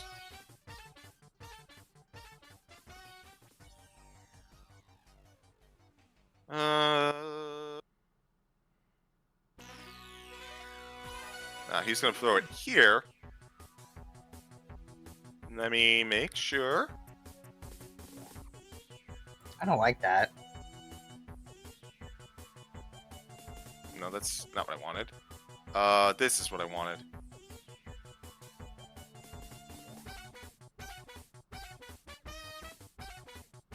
Yeah, I really don't like that. Alright, he'll just go for this one. He doesn't want to catch his teammate, who's in a rough shape.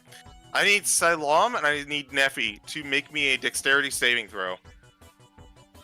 Oh. I would like to use my inspiration. Go for it. Silam, you have a plus.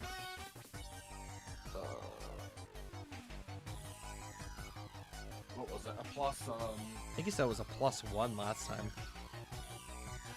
Whatever your charisma mod is. Is it low? It makes sense. Yeah, +1. Neffy, if it's- you have a plus jack squat. Thanks. And if you have. Love you too, homie.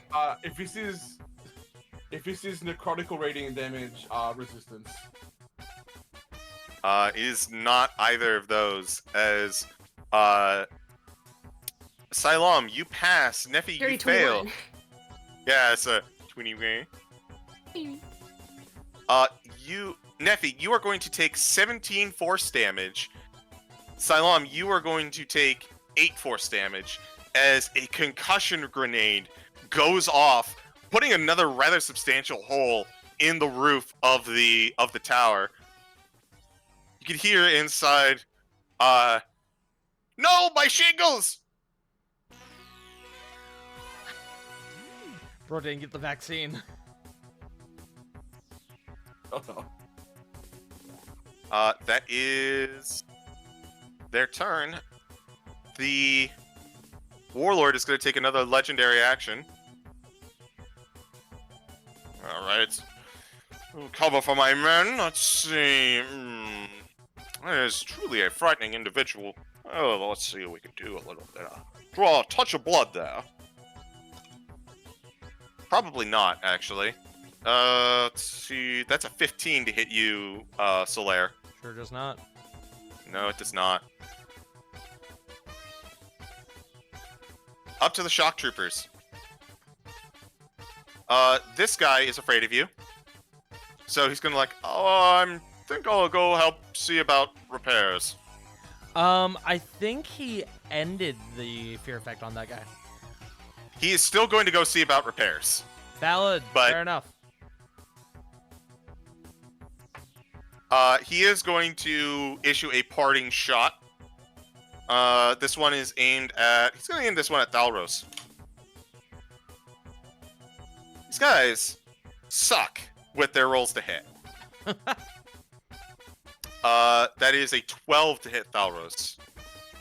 That does not hit Thalros. Thalros' AC is 14, and Varloon, the Luminous Watcher's AC is 11.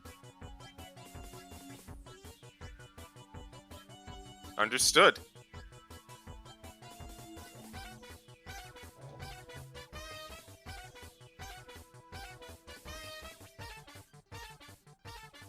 This other one is going to take 2 steps back. He is going to pull out his own greatsword, and then he's going to dash at you, Solaire. Hey, dude. That is going to be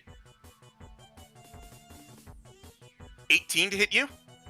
That matches. That is 15 slashing damage. And I need you to make a strength saving throw. I forgot I still had my 10 hit points because they just don't go away. True. And then you said strength save? Mm-hmm. That is a 21 with Reggie's aura. Then I need to make a con save for Shield of Faith. That is also fine. Yep, you're fine. This guy charges in and he attempts to knock you prone. This sword, as it comes to strike you, bounces off. It makes contact. Sorry. It makes contact. It feels sharper, more more cutting than any weapons that you're used to. It still feels like a traditional greatsword, but there's a nice quality to it. Nutters. It is now your turn, Solaire. Okay. I now know that there is a bit of importance going on this little spotty over here with this dude. I could do that. That'd be really funny, but I would have to drop. I would have to drop Shield of Faith to do that. So maybe I won't do that for now. Oh wait, hold on. Well, I'm reading a spell. No, that doesn't do what I thought it did. Okay. Hey Reggie, are you good over here? Yep. Cool. Both of these gentlemen can make op attacks on me if they want, as I am going to beeline it over to here, to this guy. They're definitely going to do that. First one attacking you, Nat 1. That makes sense. He's afraid. The second one is going to attempt to attack you. That's a Nat 20. Silvery bars. Silvery barbs. Okay. Woo-hoo! Nat 1. Let's go! Hey, do you want to give me the advantage because I'm about to attack a dude? Yes, I do. Sick. While you do that, I'm going to roll severity for these two, because if this happens, there's no way it can't be what I'm thinking about. Continue with your assault, though. I am going to actually follow my boy Reggie's stead. Oh, wait, this is... that's concentration. Hold on. Okay, that's not concentration. So I am just going to use my bonus action for second level Divine Smite. And I'm gonna whack his bonkus as soon as I find it. Would you mind holding off on that for just a second? Sure. These guys got a severity roll of 8 on a D100. Holy shit.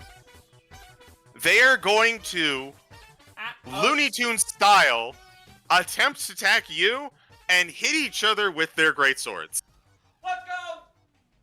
Killing this guy, and this guy finding Shit.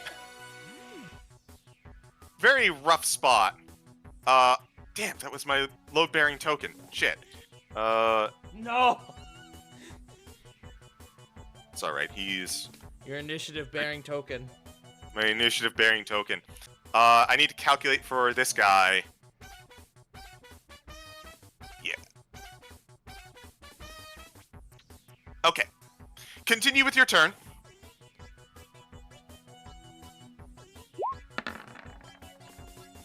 That's an 18 to hit. Alright. 18 does hit. Sick. Which one are you aiming for? This one? Yeah, the one who's doing repairs. Okay. So, 19. I am going to utilize my. Holy shit! My cat's losing his mind. Sorry. I'm going to utilize my. Where is it?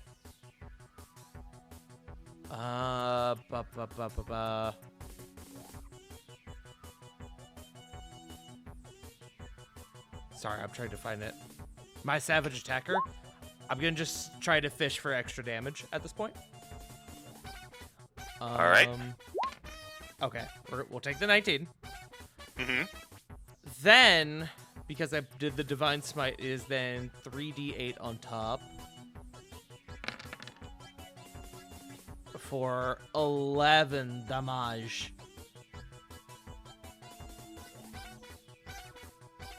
So that is a grand total of 30. Yes. And I still have a whole other attack, Smile. Yes, you do. This one is without advantage. As you come up behind this guy, he is not paying attention to you in the slightest. He's focusing on repairs.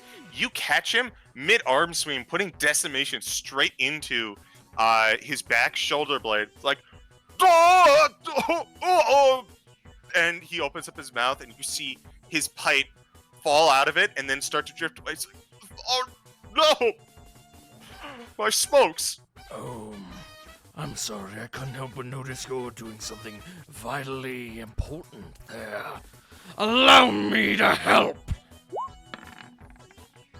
That's a 23, which I know hits. For 17 damage. Ouch. So that's a total yeah. of 47. Yeah, that hurt him quite a lot.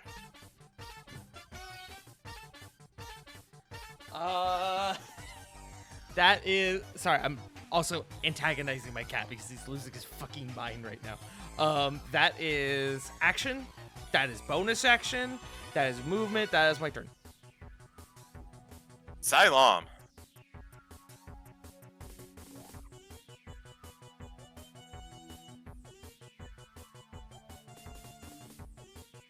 Sorry, 5'10". Movement. Sorry, Bane. 3rd level Cloud of Daggers. Cloud of Daggers. Okay, draw the space for me.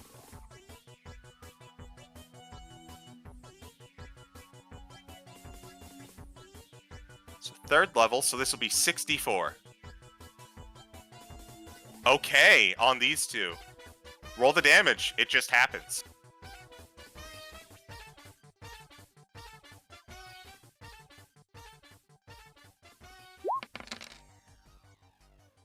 $14. So, as the Cloud of Daggers emerges around this thing, this one who was decimated by decimation goes, Captain! Captain! As a dagger gets him right in the throat.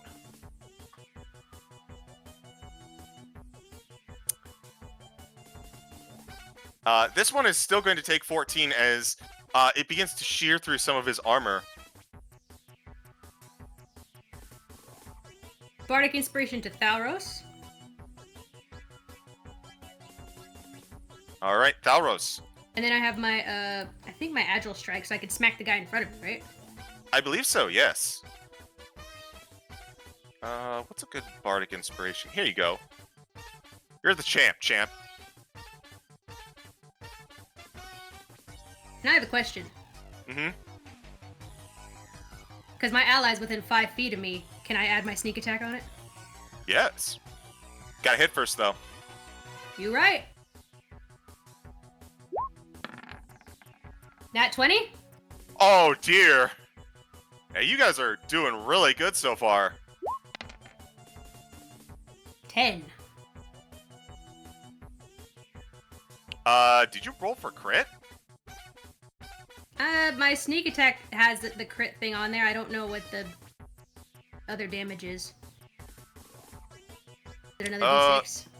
The 1d6 should just be your normal unarmed strike damage, so Yes. you need to crit this. Roll me another 3d6. Add 13. Okay, much better. For 23 total? For 23 total.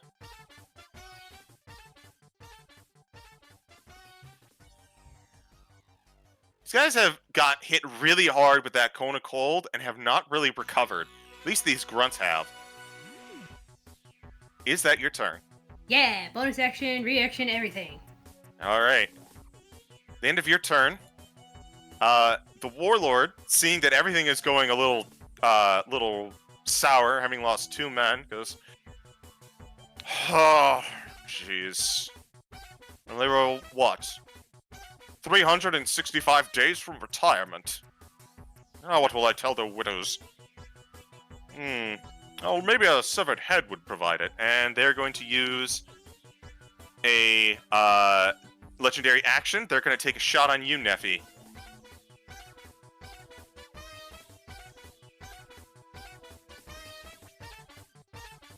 I swear, can you guys roll above a 6?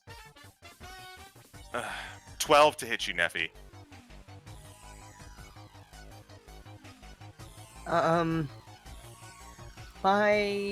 Would my mage armor? No, it wouldn't. That'll hit. Okay. Wait, Mage Armor lasts 8 hours, doesn't it? Should. Does it? Last time. Yeah. Oh, yeah. Lasts the whole day. Oh, then it does, and that will miss. That's good, because I rolled damage on that. You did not want to be hit by what I just rolled. So, thankfully, a shot aimed dead center mass is bounced off by the mage armor, and it goes, no, this is going all pear-shaped. Us, it's savages. Thalros, it's your turn. As Varloon, the Luminous Watcher, is overlooking the battlefield, trying to plan its next move, Thalros' eyes flicker and shift for the briefest moment. He looks around for just a second as his eyes lock on the Warlord, and he gives a low grin. As he himself, up to this point, all of his spells has been cast from Varloon, the Luminous Watcher, but he himself brings up his hands as this glowing pink energy begins to coalesce into his hands as he throws it forward. The ball, rushing towards the Warlord, takes the form of a spirit as Thalros himself casts, let me grab this, Summon Fae at 4th level. Okay. It takes the form of a Tricksy Fae. It will spawn here. It will use its 30-foot movement speed to fly up to the Warlord. Mm-hmm. It will attack twice with its Fae short sword, since it has multi-attack. So let me go ahead and roll that real quick. 29 to hit. That will hit. Damn. 17 force damage. 21 to hit. 16 force damage. Trying to find a token. Keep going. And then it will proceed to Misty Step on the other side of this man, Uh-huh. which will activate its tricksy nature. Mm-hmm. The spirit fills a 10-foot cube within 5 feet of it with magical darkness, which lasts until the end of its next turn.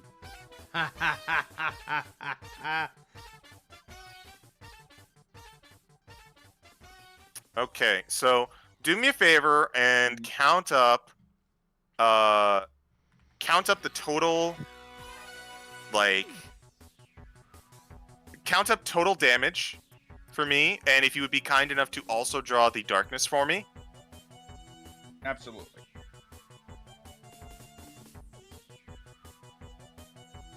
That is 33 points, and it is 10 feet of darkiness. 30 points, you said? 32 points. 32. Well, the 10 feet of darkness, I'm relying on you. I still cannot find a token. You know what? Here. We'll do this.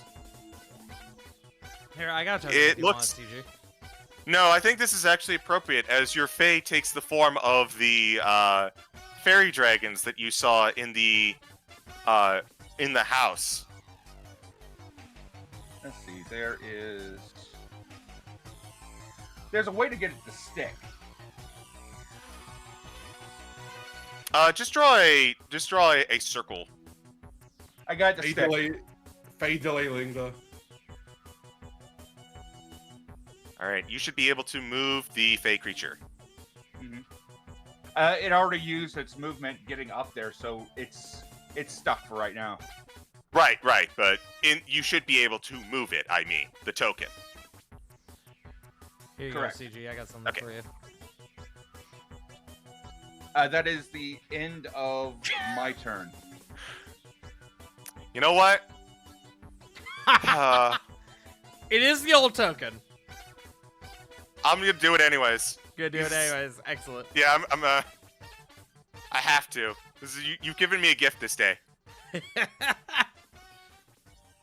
There, a much more fitting Fae token. Wonderful. Be glad that Daenerys not here, otherwise you'd have to be voice acting Chimby. Oh, I'm not voice acting Chimby, but someone else would be voice acting this Fae. You know who you are. How in the hells did I get here?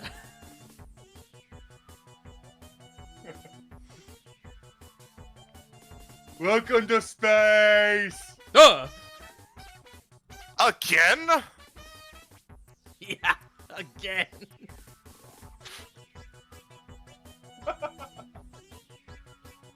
Is that your turn? Yeah. The Chat, if you know, you know. Warlord. It's gonna go, "Oh, blast it all. I have to do everything myself. Let's see.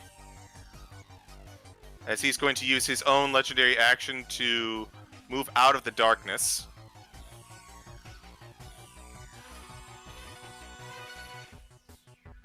It's now his turn. And he is going to move over to Neffy. I didn't much appreciate what you tried to do earlier. I don't really much appreciate what you're trying to do with my men.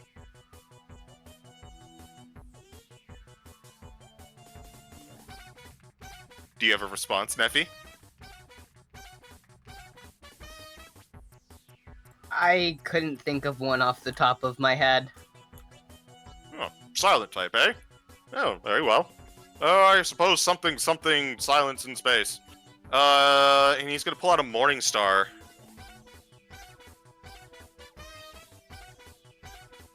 Oh, that was the damage. The hit is 17 on you, Neffy. That'll hit. Okay.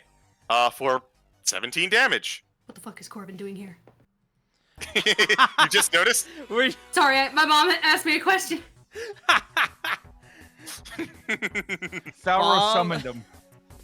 Yeah, Thauro summoned a Fae, and the Fae teleports around. I figured it was the most I appropriate see. thing. You're right. Second attack with the Morning Star. Oh, this is gonna go great. That's a 22 to hit you. That'll hit. Okay. 20 damage. I'm down. Yeah, much better. All right, how about you? That's his turn. Greg, this gift warlord has taken down Neffy.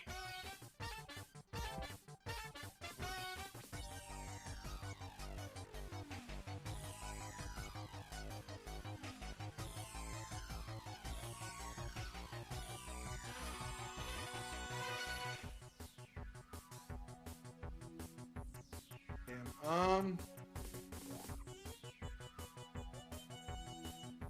all I can really do is I'm gonna take the attack of opportunity.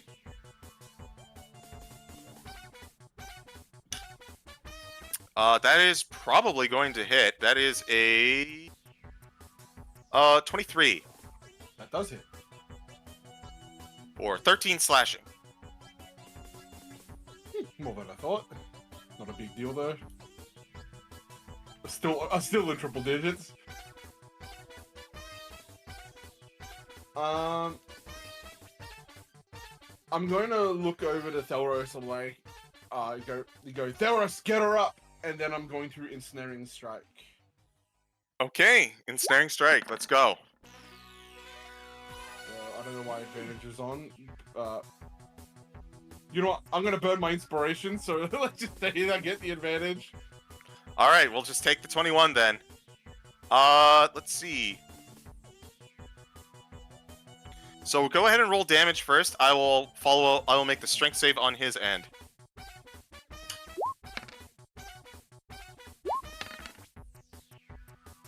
What's your spell save DC? 12. A 12? He No, passes. it should be 13 actually. He still passes no, a wait. 13. No, damn it. But he is going to take 10.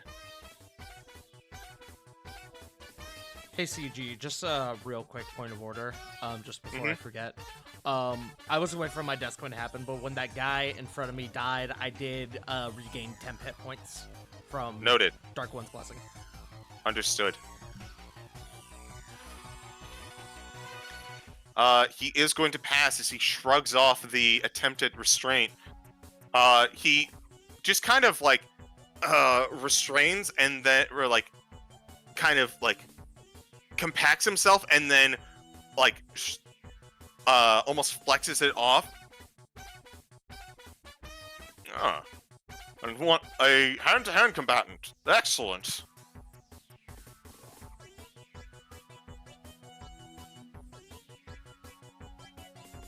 Is that your turn? Go ahead. He's gonna say it, respond to that. He goes, why is everyone we've met in this journey so goddamn weird?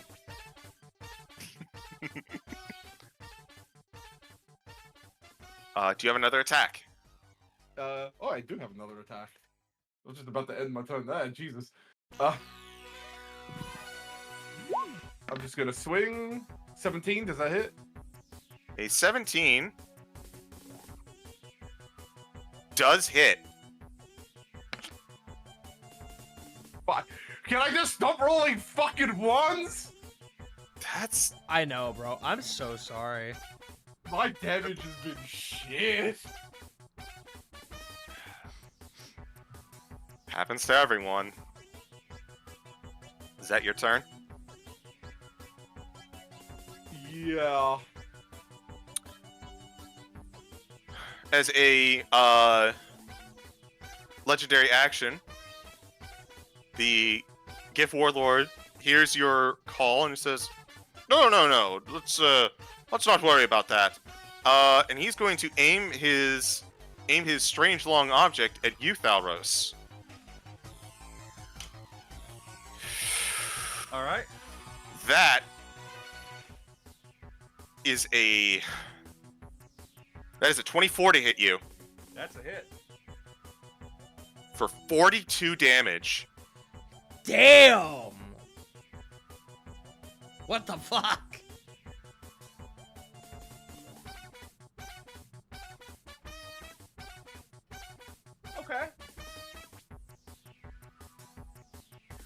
How you looking there, Thalros?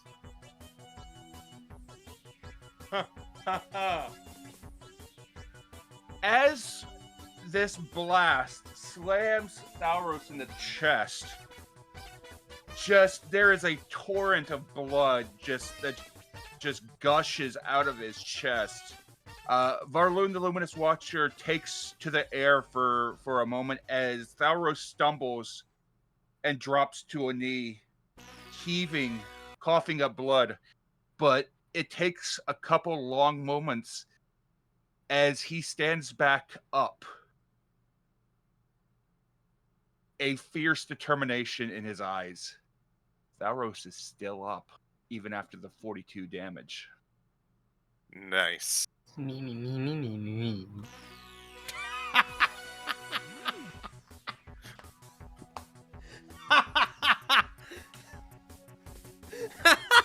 Fucking river.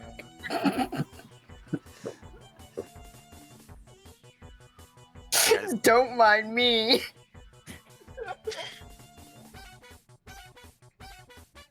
Speaking of, River, Jiff has just downed you. I need a death save. Ceegee, I'm rolling something for you. Mm-hmm.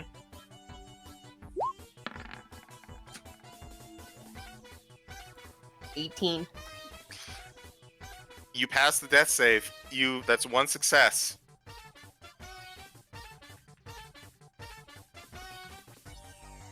That is your turn, which means the Jiff Warlord has an opportunity to swing on you. Can I play dead?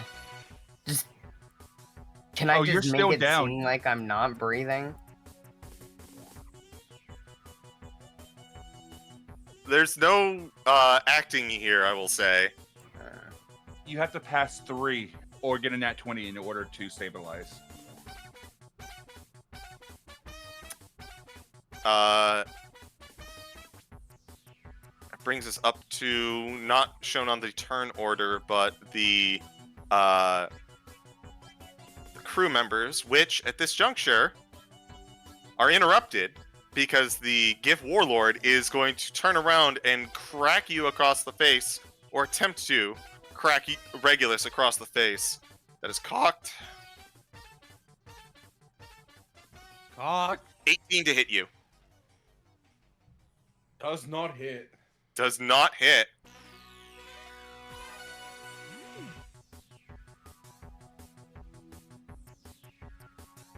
Now the only crewmate left is looking at this clusterfuck.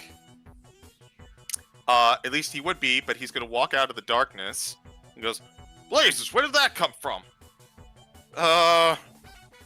Captain? Yes, to assume the duty."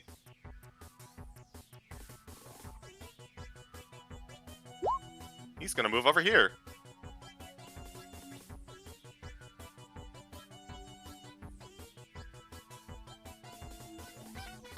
Right. Do you have advantage perchance? I don't think so. I think Corbin's gone. You do have a bardic inspiration though. True. Yeah, I've got to roll it. What is the Punkles? What is your inspiration? I think it's a D6. You need a D8. Yes, it becomes a D8 at level 5. Okay. Not enough. Oh.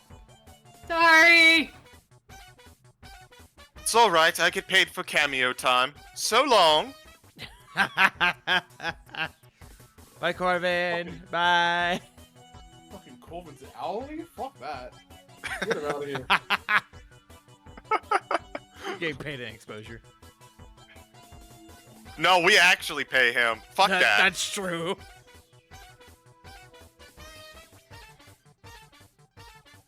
We move back to the top with the shock troopers. This one, who is baned, is going to attempt to swing on you, Solaire. Okay. Wait, I dropped That- that for Cloud of Daggers, remember? Correct. Which is still up, I believe. Yeah. Yeah. Haven't moved it.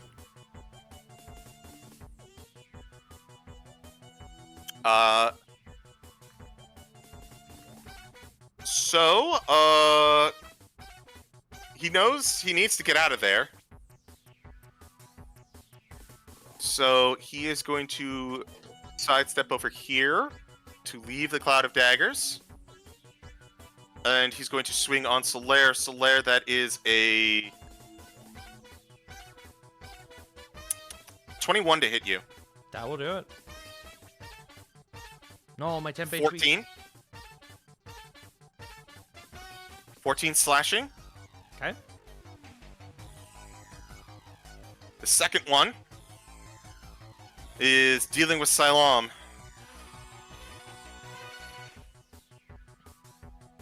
That's a 2 on the die.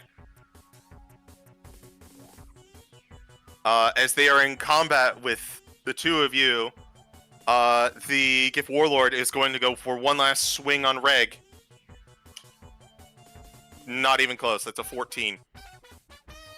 Solaire, you're up. Let's see if I can thin this hurt a little bit. I'm going to drop concentration on Shield of Faith.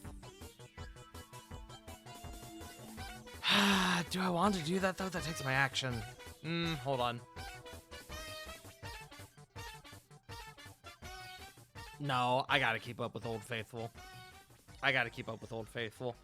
I am going to look to this man in front of me, and I am going to... I'm gonna just start swinging on him and see how far I get. First swing. That's a 22. 22 will hit. For 17 damage. He is still up. He's not looking good, but he is still up. I will, on the next one, will you allow me to throw a Divine Smite on my second one? I realize I should have clarified this before, because now it's not a thing I could just do. I have to do it as a bonus action. That is correct. If you don't allow it, it's fine. Yeah, throw it on the second one if you hit. Okay. This one is going to have to be at level 2, because that's the only spell slot I have left. Mm-hmm. That is a 17? 17 does not hit. Okay. Well, there is still good news, as I have this funny little feature called Weapon Mastery. Oh? To where I actually have a feature through my Weapon Mastery called Graze. If your attack roll with this weapon misses a creature, you can deal damage to that creature equal to the ability modifier used to make the attack roll. The damage is the same type dealt by the weapon, and the damage can be increased only by increasing the ability modifier. So, even though I missed, he's still going to take 4 slashing damage. As you catch him on the shoulder, he takes it, and he looks back to you as your ominous face, and he looks, Captain! Captain! Captain, please, dude!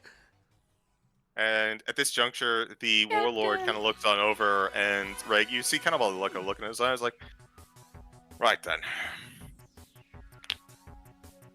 Oh, My that's fellow- right. That's right. I'm sorry. I just realized Divine Smite is a bonus action, but you do it after you hit. Mm-hmm. So I'm glad we clarified. So I don't actually use the spell slot because I didn't hit him on that one. Correct.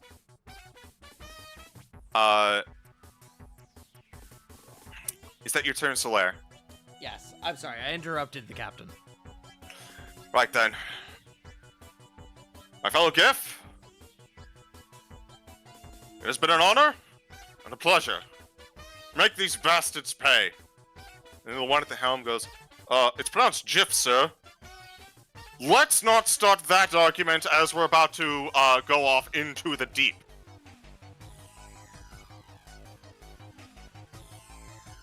The what now? Cylon. Mm.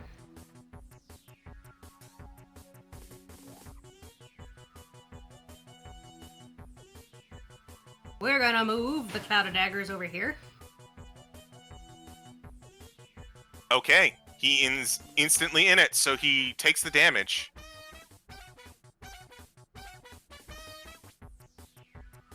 Can you move Cloud of Daggers? Says Click it it takes for a me, magic action. Hold on. Whatever the hell that means. Up to 30 feet. please. Yeah, that'll do it. All right, 64 on this guy. 16. 16 damage, not bad. He's also looking really hurt.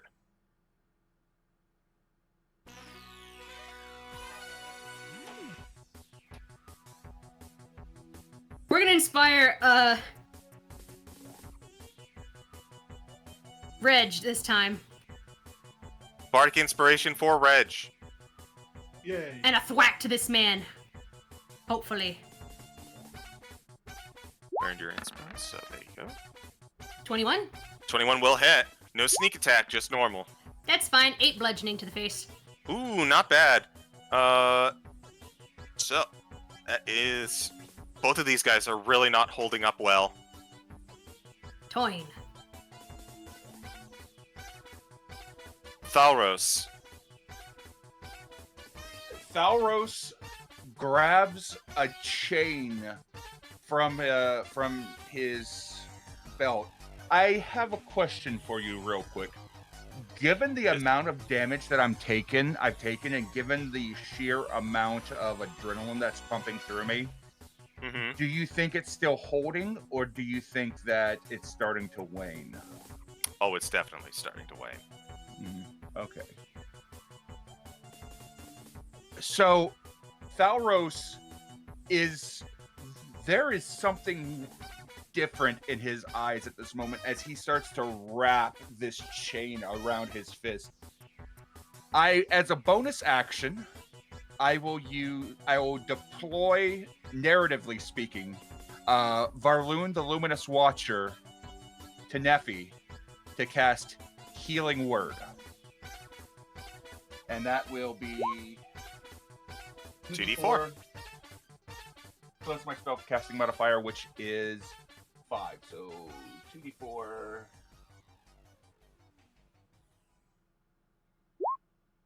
Nephi gets 8 hit points back as Varloon the Luminous Watcher lands on their shoulder and pats them with his wing. Thalros, however, lets out this horrible sound that none of you have heard come from this man before as he straight up charges the warlord. And I'm going to take a swing at it with my book flail. Okay. Ignore the radiant damage. I will use my inspiration. Probably a good idea. We'll take that 26. 8 bludgeoning damage. 8 bludgeoning damage. Let me see. Let me see something real quick. Thalros isn't looking right, y'all. He's not looking right at all. Just to let y'all know. I end my turn. It's now the Jiff Warlord's turn. Ah, blasted. Getting surrounded? What a fine way to go out. Oh, well. Well, this I'll is try a my fine. hardest. How do you do? I'll try my hardest, though. He's going to swing on Reg again. That's a 13. You actually want to try and deal some damage. Well, I mean, if you say so. 25. You were asking for Didn't that mean one. it. Wait. I was kidding. Psych. Yeah, how much damage? 14 with the Morning Star. Bring me. Oh no, we dropped double digits, guys. It's looking bad. I just dropped down to double digits.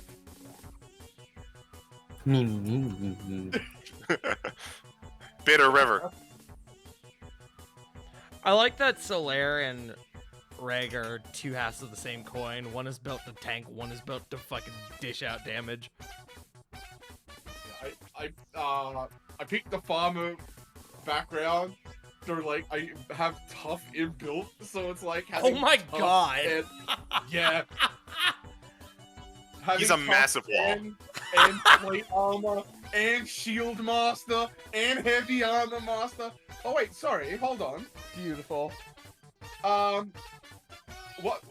type of damage was it? This has all been bludgeoning. Oh, so I've been supposed to take half and got resistance.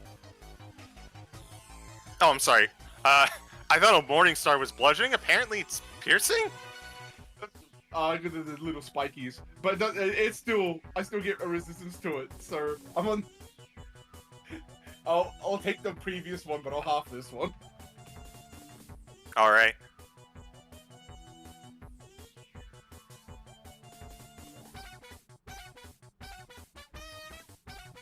Then, yeah, that's his turn. Reg, you're up. Okay, I will. Inspired! Alright, I'm gonna burn my last third level spell slot and blinding smite. Fuck him up, Greg. Oh wait, You're do I have flanking, advantage? you're 'Cause I'm- flanking. Yes. Oh, thank God. Attaboyo. A 19 will hit. And I also wish to sap. Okay. So Weapon Master. Sapping. What does that do? he just has disadvantage on his next attack. Okay. I have it as well, just for your reference. Noted. Alright. Sap. Roll me damage. I will give him a little vicious mockery token. Can this man roll a good number, please? Awesome. What the fuck, dude? No! Hey! It's again. We've already covered it. You're built to take damage, not throw it, not give it out. It's true. That's my Go ahead and job. roll. I got you. I still need smite damage. Yeah, that's the 11. Okay, 11. And con save. What is your... It's con save. What's your spell save DC? 13?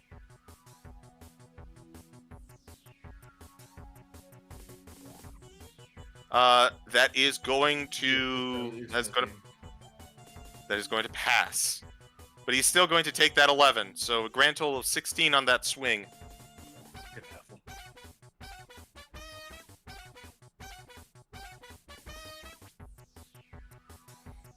That was one attack. Would you like another attack? Alright, I could do that. Not like it'll do anything. Bada bing. Swing. If you forget that D8, I'm gonna come over there and slap you. The issue isn't with me hitting, Punk. It's me dealing damage. Damn it, you're right. I wish I could use it for there. I'm sorry, Haza. You should have picked the other bard. I think there's the bard that does that. Anyway, 21. I'm assuming it hits. you.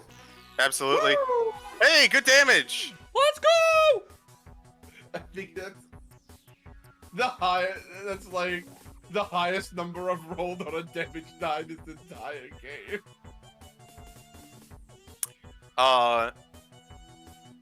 So, is that your turn? That's my turn. Get Warlord time. Oh, He's legendary going to action? swing. What? Is it his legendary action? Correct. Okay. Disadvantage, you said? Yes. That saved you. That's a 17 to hit, and it's not gonna.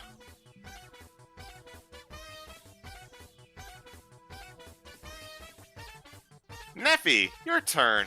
You awaken with a luminous owl pecking at you slightly, trying to arouse your attention.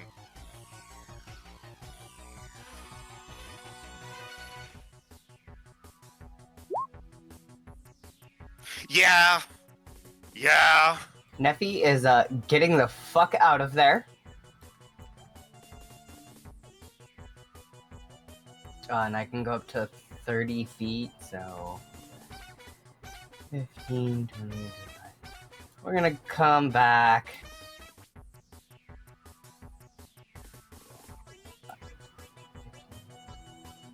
Over here. All right, Misty Step, getting That's you probably out a of good trouble. idea.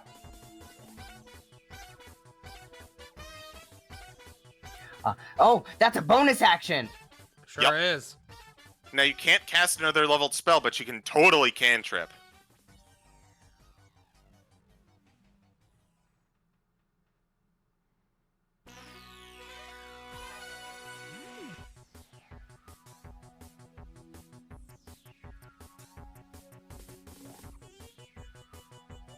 I want to use the Sorceress Burst again.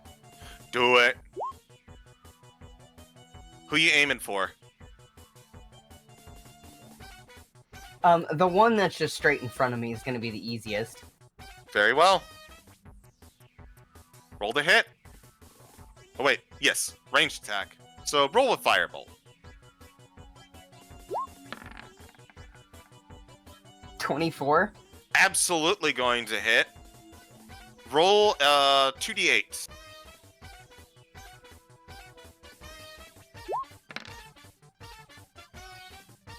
Uh-oh. 15. And there's an 8 in there.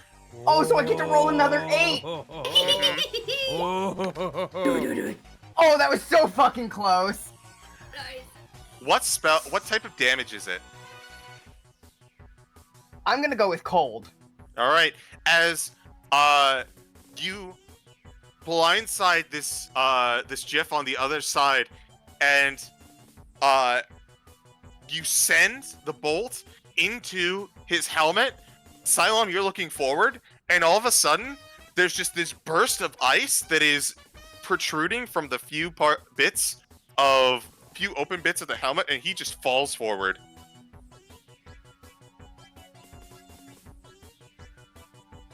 Good shit. You're back, Pinky. It's really sad that a cantrip dealt more damage than my 3rd level spell.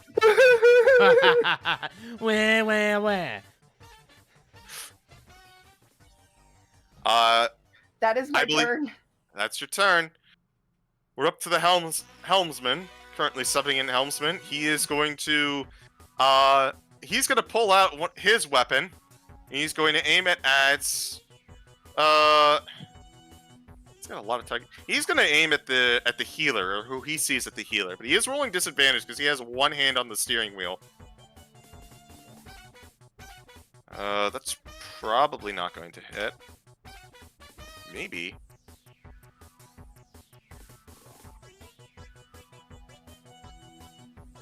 $12 to hit Thalros. It misses. The bullet embeds itself into his shoulder, but he looks at the warlord and he lets out this beastly snarl. Okay. Effie, this is very different from the Thalros that you're used to.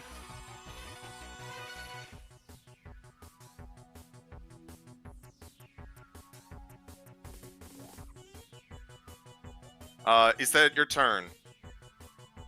No, wait, that's the crewmate's turn. Sorry, I got caught up in the Is that roleplay. his turn? We're gonna see how this guy does versus you, Solaire. Hey, buddy. That is a 17 to hit you. Nope. All right, well, Just short. these guys hit really hard, but they do not multi-attack. At least not these ones. Hey, you know who hits really hard and multi-attacks? Is it perhaps a 9th level marshal? It sure is. 13 is not going to hit. Nope. So he is going to take 4 damage. He's still up. You're catching him with these grazes, though. Fuck you, dude. Hold on. want to make sure I don't have a thing for this, because I thought I did. No, I don't think I do. Unfortunate. Is Graves once per turn? Or once per attack? No, it is not, as far as I can tell. It's just a thing I can do. That shit's free.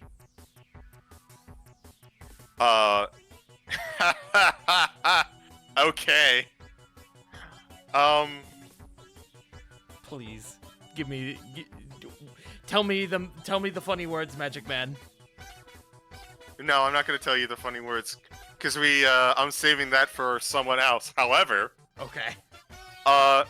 so as you go to swipe with Decimation, this guy is injured beyond belief, and you go for a swing, you miss, entirely, as he goes for, like, try and go for his legs, figuring he is too big, but he jumps over it, and yet for a second, there's this look of, like, superiority. It's like, ha ha ha ha, as you're eye level with him. All of a sudden, you're chest level with him. All of a sudden, you're knee level with him. Wow!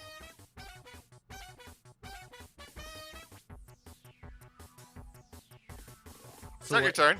Solaire just stares down the hole, like, and it's like a Looney Tunes style, like, waiting to hear the crash. Oh no! You think he went down? He went up. Floats away. Ah! Yeah. He's very athletic, and today it bit him in the ass. Sure did. You have your movement and a bonus action. I sure do. I need to see. Whoops, sorry, hold on. Perfect. Bonus action.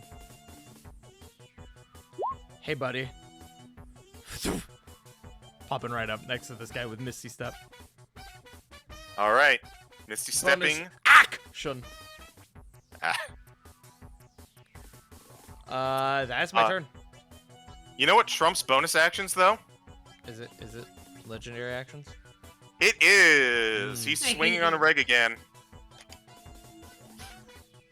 That is a 25 to hit you, Reg. And then how much damage? Reg's got this. That's my boy. 13 piercing. You eat those.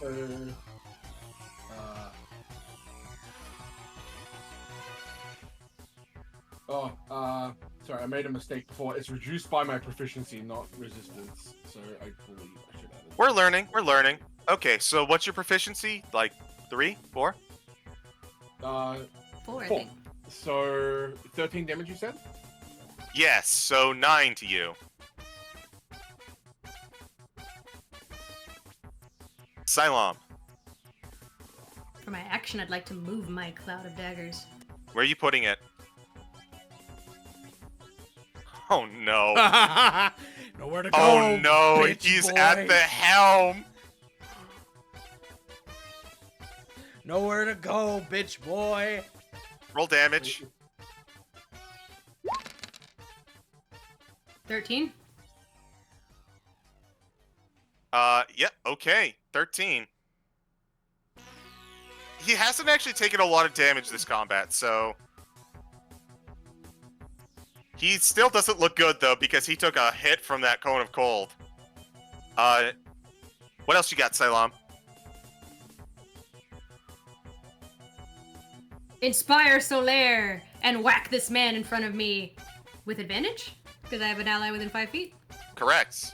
Thanks, Pasty. I'm gonna give myself a little token for my inspo. I already gave you one. Oh, you sure did. Thank you. Beat me to it. Attack.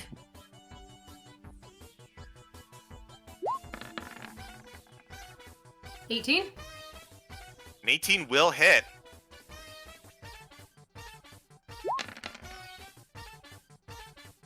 $17 bludgeoning. 17, not bad. Turn. All right. Seeing a new combatant, he is going to use his last legendary action. He's going to take a swing on you, Cylon.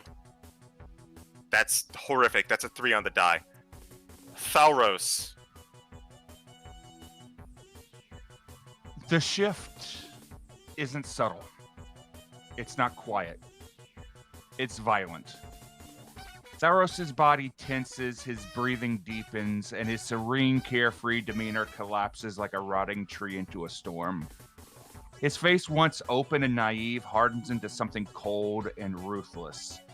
His shoulders roll back, muscles coiling like a predator ready to pounce, and his lips curl, not in a snarl, but in the barbed teeth of a beast that has finally decided to stop playing nice.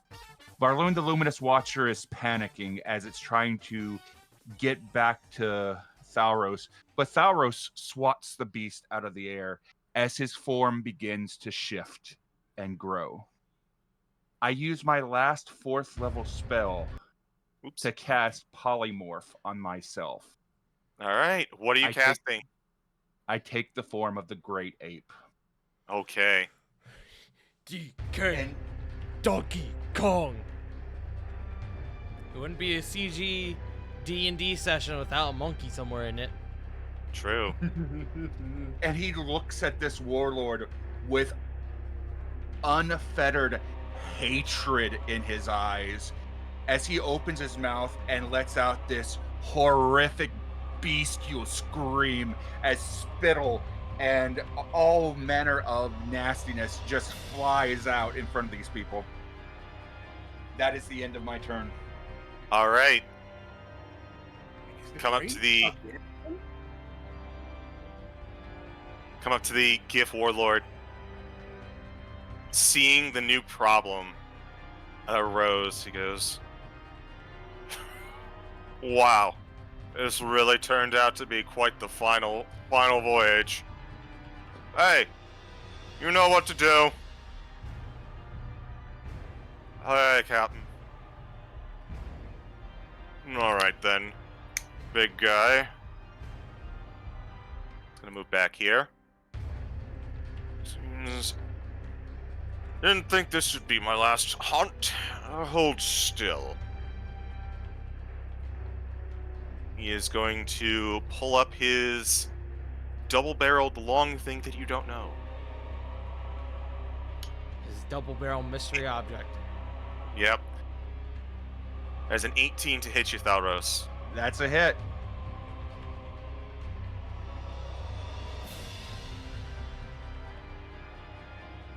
That's a 22. Okay. 6. That means that's going to be 11. I legitimately cannot fail this roll. Roll it anyways. This is going to be with a +2. That's a 24. Much ape. Good chonk.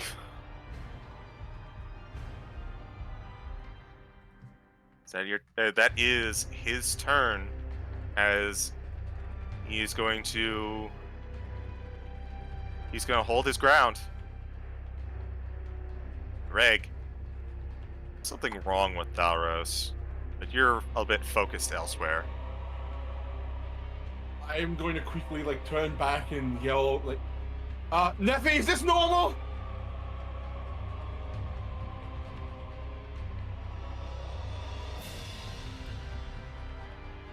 Am I supposed to know? You did. You're the only one who knows him more than the rest of us.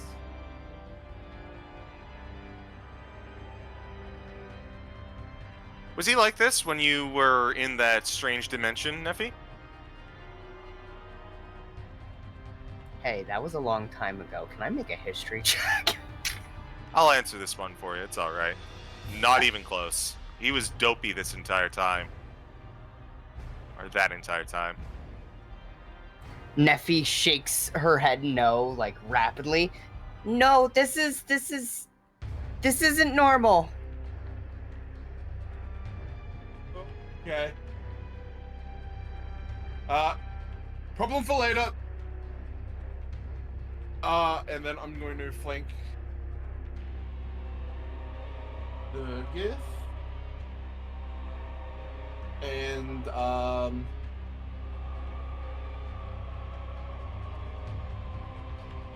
I'm going to Shining Smite again. Go for it. I believe you have advantage. Oh, jeez. Oh no, Haza. Try again, my Whoa. dude. No, that's with advantage. Hey, it's No, I okay. mean- You don't. I don't think you burn the spell until You don't? hit with Oh. it. Hit. Yeah. Hey, wait a minute. Why do you have a +4? Oh yeah, you sure do. It's my proficiency.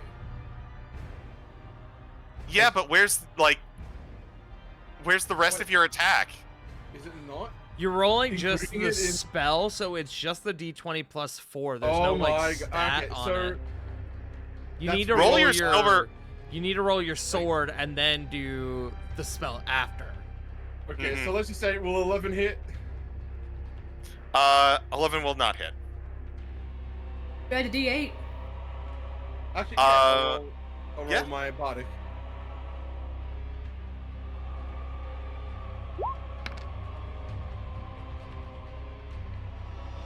$15 will not hit. God damn it. It's okay. You got a whole other attack, bro. 16. 16 will also not hit. God damn it, I should have saved the bardic for that one. Well, I guess I don't use the spell slot. True. Is that your turn? Yeah. Neffy.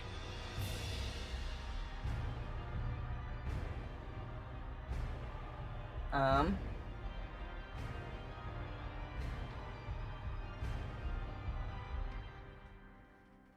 gonna go here.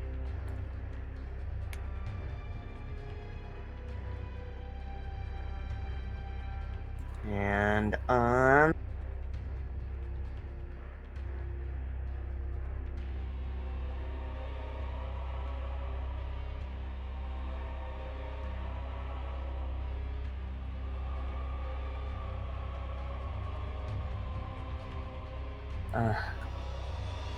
trying to think. I'm just gonna use Sorcerer's Burst again. Okay. At who? That one. All right. At the Warlord. Sorcerer's Burst.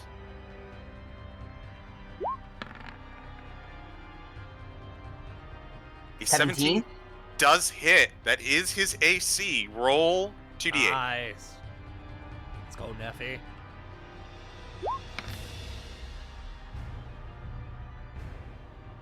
Eight damage. Well, it equaled 8. I was about to say you got an 8.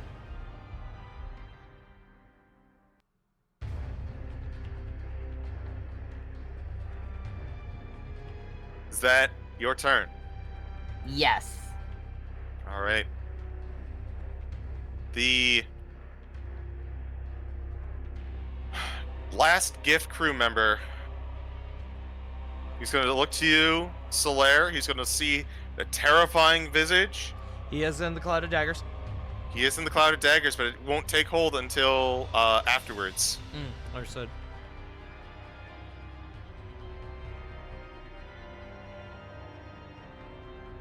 He's going to look to you, Solaire. Fine hunter. A lot of you. Well done. And you hear a chink. I need you to make a dexterity saving throw. Bro got a grenade? Has he used his bardic yet? I have not. I will be doing that at this moment.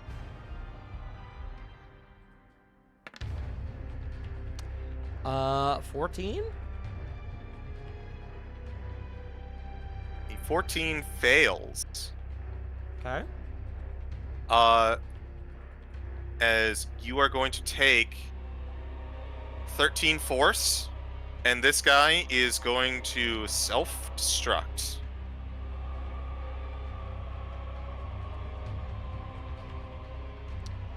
No, my 10 Now your HP. turn. That's your turn.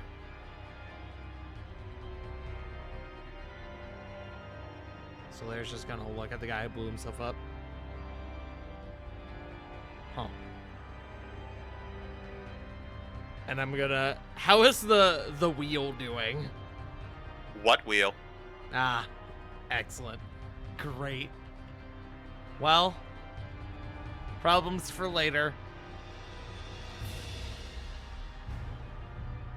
I am going to... I don't suppose I can just, like, jump down here, can I? If you'd like to jump off and just make your way over to this guy, I'll allow it if you use a bonus action to jump. Well, at that point, I might as well Misty Step. Okay. Well, I mean, it would save a spell slot. It would save a spell slot. Fuck it, I'll just jump down. Okay. Can I ask you, G? Can I go right here to trigger advantage, and then after my attacks just move with the rest of my movement? I would say no, because at that point you'd be fighting in Regulus's space, and you just elbow and, like, you just don't have the room to swing. That's fine. I don't suppose there's any chance I'd be flanking with Tauros, Nope. would it? No? Okay. He's not based. I mean, he is based, but not in that way. He is based. That is true. I do have reach. Not gonna help here. Fair. That is fine.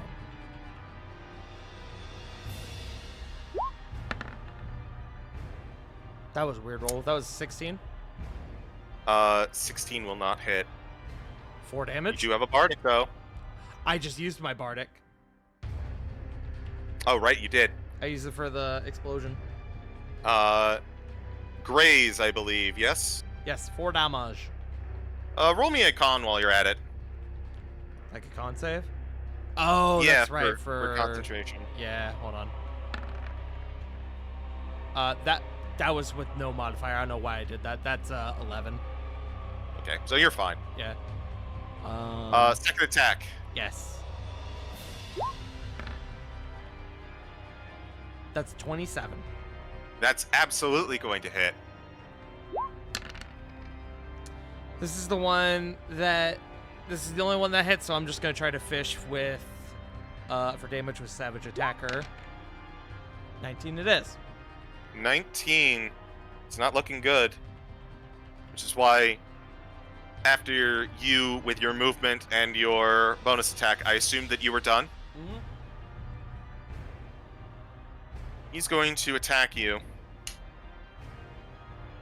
That is a... That is a... I'm looking at the wrong one. 28.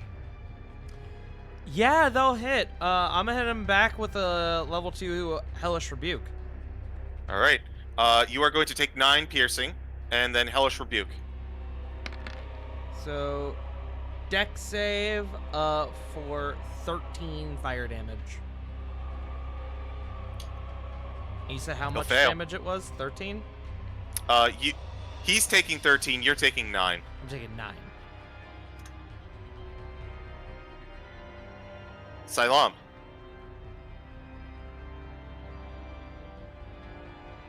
Can I move my cloud of daggers? You can. I know the position that you want to be in, so you're fine. I know you want to be in that. Because I know it's supposed to be centered on a place, but that's on a corner, so... I'll allow it. It's fine. I will say that if you want to punch through it in a little bit here, Thalros, you will take damage from it. But go ahead and roll for Cloud of Daggers, and then if you would like to inspire combo, go for it. I cannot inspire. I'm out of my inspirations. Okay. That is my action. Bonus action, disengage! Not a bad idea. Can I go through the Great Ape space? Absolutely. You can go under his legs.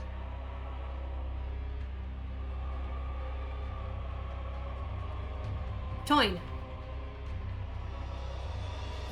Weapon attack on Solaire. 18 to hit you. That do be hitting. 15 piercing. 15. Hold on. Need to do my con save. I actually need to make it twice. 11 for the last one, the 9, and then 13 for that one. You pass.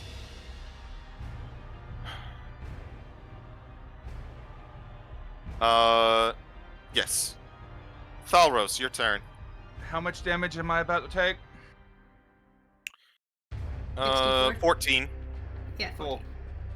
So I'm going to, Thalros is going to lean in, and he's going to do to this man what the Hulk did to Loki, because I have 2 fist attacks, and I'm going to go ahead and take them both now. Okay. I believe it's +9. Okay. It is. First one is a 12. All right. That probably will not hit. Second one is a 27 and probably will hit. All right. And that is 3d10 plus 6. 25 points of bludgeoning damage as I grab this man and start slamming him over and over and over into the deck of this ship. All right. As he's beaten and battered, he gets pummeled and pummeled. But he with his hippo-like face, the GIF doesn't know. Like, it's hard to determine what his exact emotion is, but it's very easy to determine Thalros's. Is that your turn? Yes. I made my saving throw. That is the end of my turn. It's now his turn. He is going to, on his turn, shoot you, Thalros.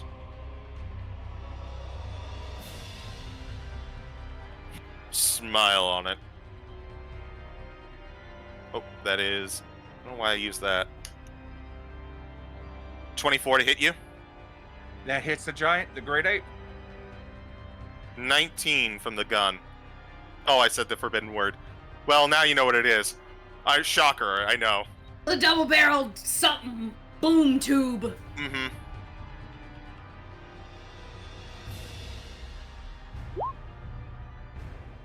That's enough to keep the form. All right. He is not going to move. He will take the Cloud of Daggers damage. Please roll it. 18. How do you want to do this? Did you ever watch did you ever watch Pirates of the Caribbean Stranger Tides? Stranger Tides? No.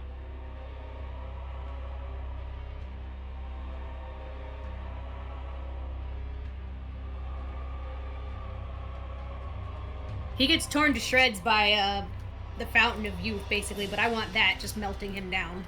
Just ripping through his armor, ripping through Yeah, his like Courage the flesh. Cowardly Dog when the locust ate the house. Yeah, just dissecting this this man, this person, this creature.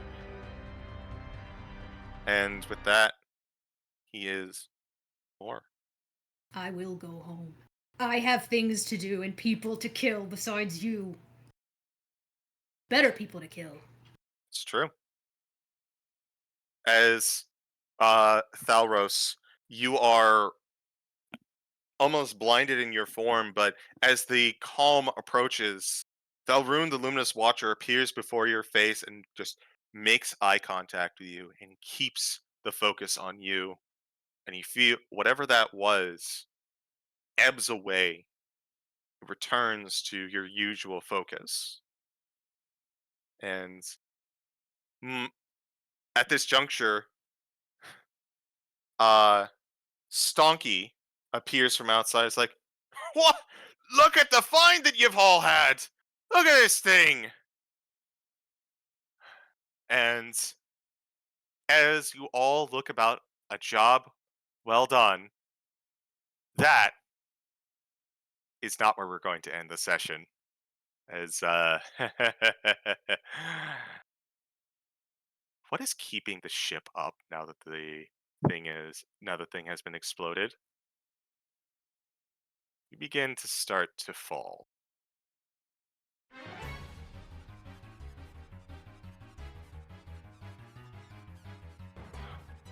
There's gotta be some form of anti-grav in here. Find it. Do something with it. I don't fucking know. Friends, How do you not know? You're the scientist that built this thing! I didn't build He didn't build his it. boat! Well, they built the tower, my man. He had instructions. Friends, the ship is descending into the atmosphere and it's starting to get warm. It's starting to get warm real fast. I need actions from all of you. How are you going to right this ship, slow your descent? And I need it fast. So what exploded was the wheel, right?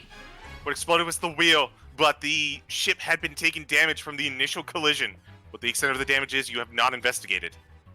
I'm going to rush over to the panel that the guy was working on for repairs, and I'm going to start investigating that. All right, investigation check, real quick. Investigate over by the wheel too. Investigate by the wheel, go for it. 17. 17. Fuck, 11. 11. The wheel has been blown to smithereens. There is no way of maneuvering this thing. It is set on its course. Solaire, with a 17 investigation, this individual was attempting to deploy something. You don't know what it was, but the language as you speak, it seems to indicate a small something or other on the underside of the ship.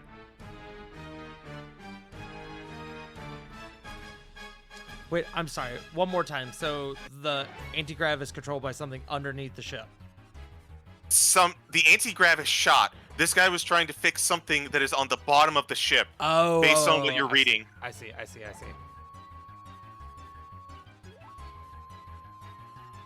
Something on the bottom of the ship is damaged. It might be the anti-grav.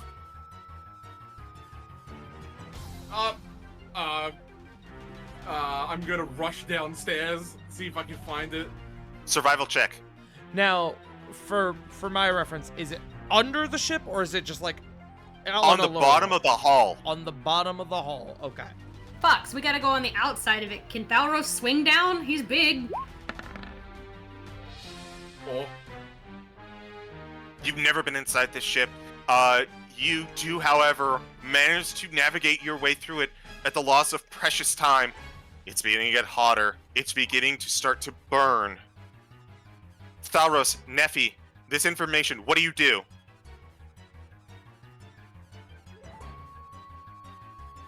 Thalros is going to go with them and basically try to bulldoze the way to get to whatever this thing is, since he's got size. All right. Go ahead and roll me a survival. Or, sorry, strength as you're... Sorry, I had to think. Strength as you are knocking things out of the way. Things that look important, but at this juncture, not important to you. I believe Yes. my ape form has a +6, so let me go ahead and roll this. Wow, that one. Oh, no. You, at this, as you begin to take an attack, trying to bust your way through, the form drops. Your focus, like, split as the two halves of your psyche are rapidly trying to fight for a decision. Your polymorph goes down. You are back to being Thalros. Nephi, what do you do? Genuinely, I don't know what I can do in this moment. What would you as River do in this moment? Try to think. Bitch, I'd be panicking. What the fuck do you mean, what would I do? Okay. I am too anxious for this. Time crunches are not my thing. I know. This is gonna suck, but I've got a backup plan. If you think Nephi could handle it, I think you can provide it. Maybe Nephi can do it. If I can do it, yeah.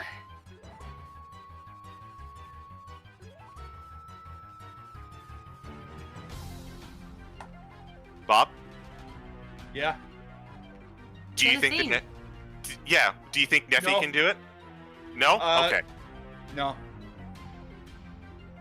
My backup plan is everything else fails. Thalros is going to find that teleporter, and he's going to press the button. No. Oh, geez. Okay.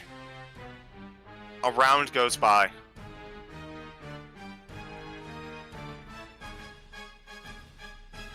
Go ahead, and as you're continuing, Thalros and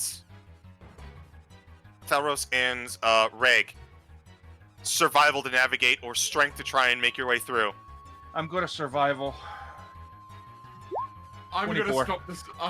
I'm gonna stop the strength trying to break my way through. Athletics, or just strength? Athletics, yeah. Silam, Solaire, at this juncture, you know something's at the bottom. Regulus, Thalros, with your combined efforts, moving things out of the way, making your way through survival, you make your way down to the bottom of the hole. You see a door. And on the other side, through a window in a bulwark, similar to something you saw earlier, appear to be seats.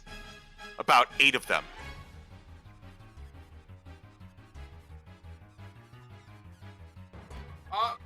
We didn't find the unit, but I think we have a way to get out.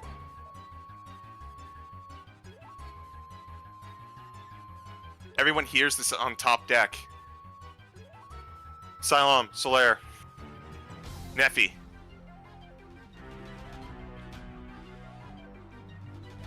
Make your way down into the hull, along with Stonky, and you make your way to the door. And as you do, Reg, you go to move it, and something is holding fast. You don't know what it is, though.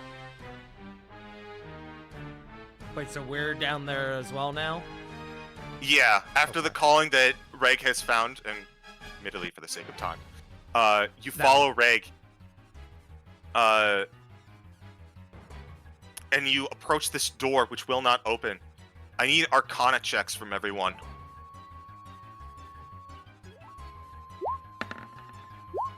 Nat 1. 7. 18.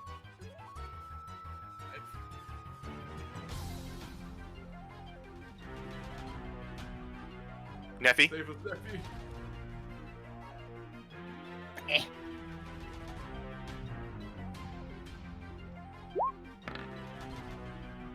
Woo! 23. Oh, yeah. Go Solaire, go Neffy! The DC was 19. Oh! Yeah! Oh Neffy! Neffy, as you get down, you see this. It is a type of magic that you are familiar with. This is an arcane lock. But more than that, you look around, you see a panel of some sort, and you see a touch of the weave inside of it. This is the lock. This is what is keeping it sealed. With your proficiency in magic, you are able to untangle it, and it opens up. A lot of you climb inside as once more you begin to feel the heat from the outside as you hear boom from the underhull, and as steam begins pouring out, you pile inside, and as you get inside, there's one more thing I need you to do. One last survival check from everyone. How do you get this thing? What lever? What button? Someone else is gonna hopefully have this one. That's a 13. 5. I'm going to also utilize my knowledge from a past life. So I'm going to add a d6 onto it. Okay. 8. Oh, Reggie! God damn it! Regulus. Yes! Sorry, I was not sure we're all gonna die here. There are 2 buttons on the far end. One of them says release, and one says release hatch. Thinking for a second, you notice that one is given a lot more care and attention than the other. Release hatch, a gamble, but you decide to stake it on. You pull the lever for release hatch, and you hear a voice. deploying escape pod. Have a nice day. As dropping from the atmosphere, separating from the ship, the tower, everything descends. Except for you. You fall leisurely. As you separate from the craft, going in different directions, soon enough, upon entering, you see familiar sight, the Sword Coast. You see the ship falling rapidly, and it's aimed somewhere specific. You can only watch in horror as the ship and the tower fall towards Candlekeep. There's nothing you can do. You brace yourselves, you watch for the impact, and as you do, there's one thing that you didn't count on. Stonky, who has been with you this whole time, is like looking at it, looking for the devastation. He goes, I think this is about the time that the auto boosters fire. And as you see, the tower fires the rest of its cylinders, and it's bracing as the tower falls back down with the ship attached to it, landing and canceling out the G-forces. The tower lands right back where it took off, with a new addition on top of it. The fucking part. Let's go, Reggie. You've all made it into the escape pod, and you have survived the destruction of Candlekeep. And that is where we are going to end tonight's session. I just want to say though, Reggie's just gonna look over to Stonky and he's like, "We are sending you to jail, and you know that, right? What'd you say? We are sending you to jail after this. You know that, right?" I like prison food. I was about to live on tack for the rest of my life. Very Roll similar to credit. the scene from before. Just grabbing Why, him. you little...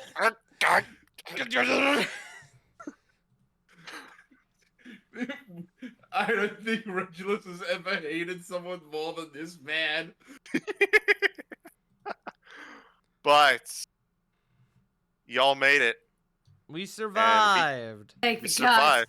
I'm glad everyone made it because me and Sylvia were making plans to fucking We jet. were 100% ready to just fucking jump together and have Siloam cast Levitate on Solaire. We were fully ready to just... Alright, see ya. Bye. That's your problem now. Bye. Places to go, stuff to steal. You know how it is. I was going to jump. If I didn't press the teleporter button, I was going to jump, turn into a sugar glider, and glide my way down. Unfortunately, I'm gonna be real. You guys would not have survived a re-entry. Yeah, that Like- spell only lasts for 10 minutes. Yeah, like, I get the idea of casting Levitate when you're closer to the ground. I get that. However, re-entry does fire. Not just fire. Fire, radiant, and force damage. The only thing that would have saved us is probably Featherfall as we're re-entering. Mm-hmm. That wouldn't have helped it either. Well, it wouldn't You have would've run not, because it would have, like... Through several hours. Yeah. Damn. But yes, I know several of us have to get going, so let's throw it around the horn. Rapido. We'll Punk. start with Punk. Hi, my name's Punkyard Dog. I played Siloam. She'll kill you just as fast as she'll sell you. River. Hi, that's me. You can find me over at twitch.tv/WickedRiver97. I played Neffy, just a little bit of an airhead and not sure what to do, just like me. How's it go? How's that? I pulled the cronk. I pulled Pull the lever, Kronk!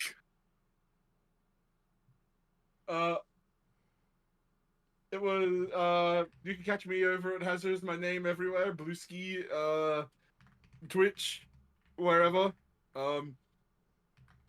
Bob, go. Greetings and salutations, friends. I'm Shadow Dancer Bob. You can find me on Twitch, Twitter, YouTube, Blue Sky, so on and so forth at Shadow Dancer Bob. Sundays we've got the Maelstrom, and you can also find me here whenever Thalros is showing up and not going crazy. You can also find me on Burnout Vaughn's channel tomorrow night for Saved by the Spell, where I've dragged all of my friends back home. Oh boy, our tiefling is going to have fun. Oh boy. Tart, where can people find you? What do you have going on? Hello, friends, guys, gals, and non-binary pals. You have already found me here at twitch.tv/fartingtart. Tomorrow, you can find me here, once again, on this channel, where myself and my buddies, Nate and Donut, we will be returning back into our journey into Elden Ring Night Rain. We're going to fight a centaur.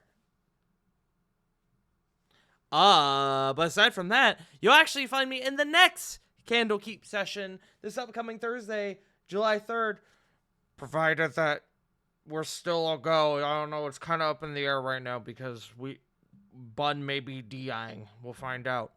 But you will find me reprising my role not as Solaire, but as Medix. So, yeah, tune in for that. Ceegee. Hi, I'm Ceegee. You can find me nowhere, but you can find me on pretty much everything that Tart just mentioned, as well as that thing that Bob just mentioned. I get around, but for the most part, you find me elsewhere on other people's things, and I let them show themselves. Yes, July 3rd is the current plan for the Zephyrus Tome. I'm not sure if that's going to continue based on the information given, but I am hoping so. Stick around for details and look for announcements. Complete transparency, the plan is to have the game, but Bun is also going in for a wisdom teeth consultation on Tuesday, 2 days prior, and we don't know yet if they are going to go straight into Bun's wisdom tooth surgery or not. So Bun may not physically be able to take part in the game Thursday. We're finding out in real time. I think that's a good enough place to for me to call my shilling. Let's find someone to raid. I think we'll raid someone who went live just a few minutes ago. We're gonna raid Fringe, one formerly known as one Hey Mr. Rabbit. Everyone go show him some love. Let him know who sent you. He is currently doing a donathon, so if you have a little bit of money to spend, feel free to drop it his way. He will surely appreciate it. But of course, make sure you're taking care of yourself first. Rabbit is currently, or Fringe, Fringe Bit is currently doing some Lies of P. I don't know if he's doing the DLC or not, but regardless, go show him some love. Again, next stream will be tomorrow at 2 p.m. Eastern Standard Time for more Night Rain.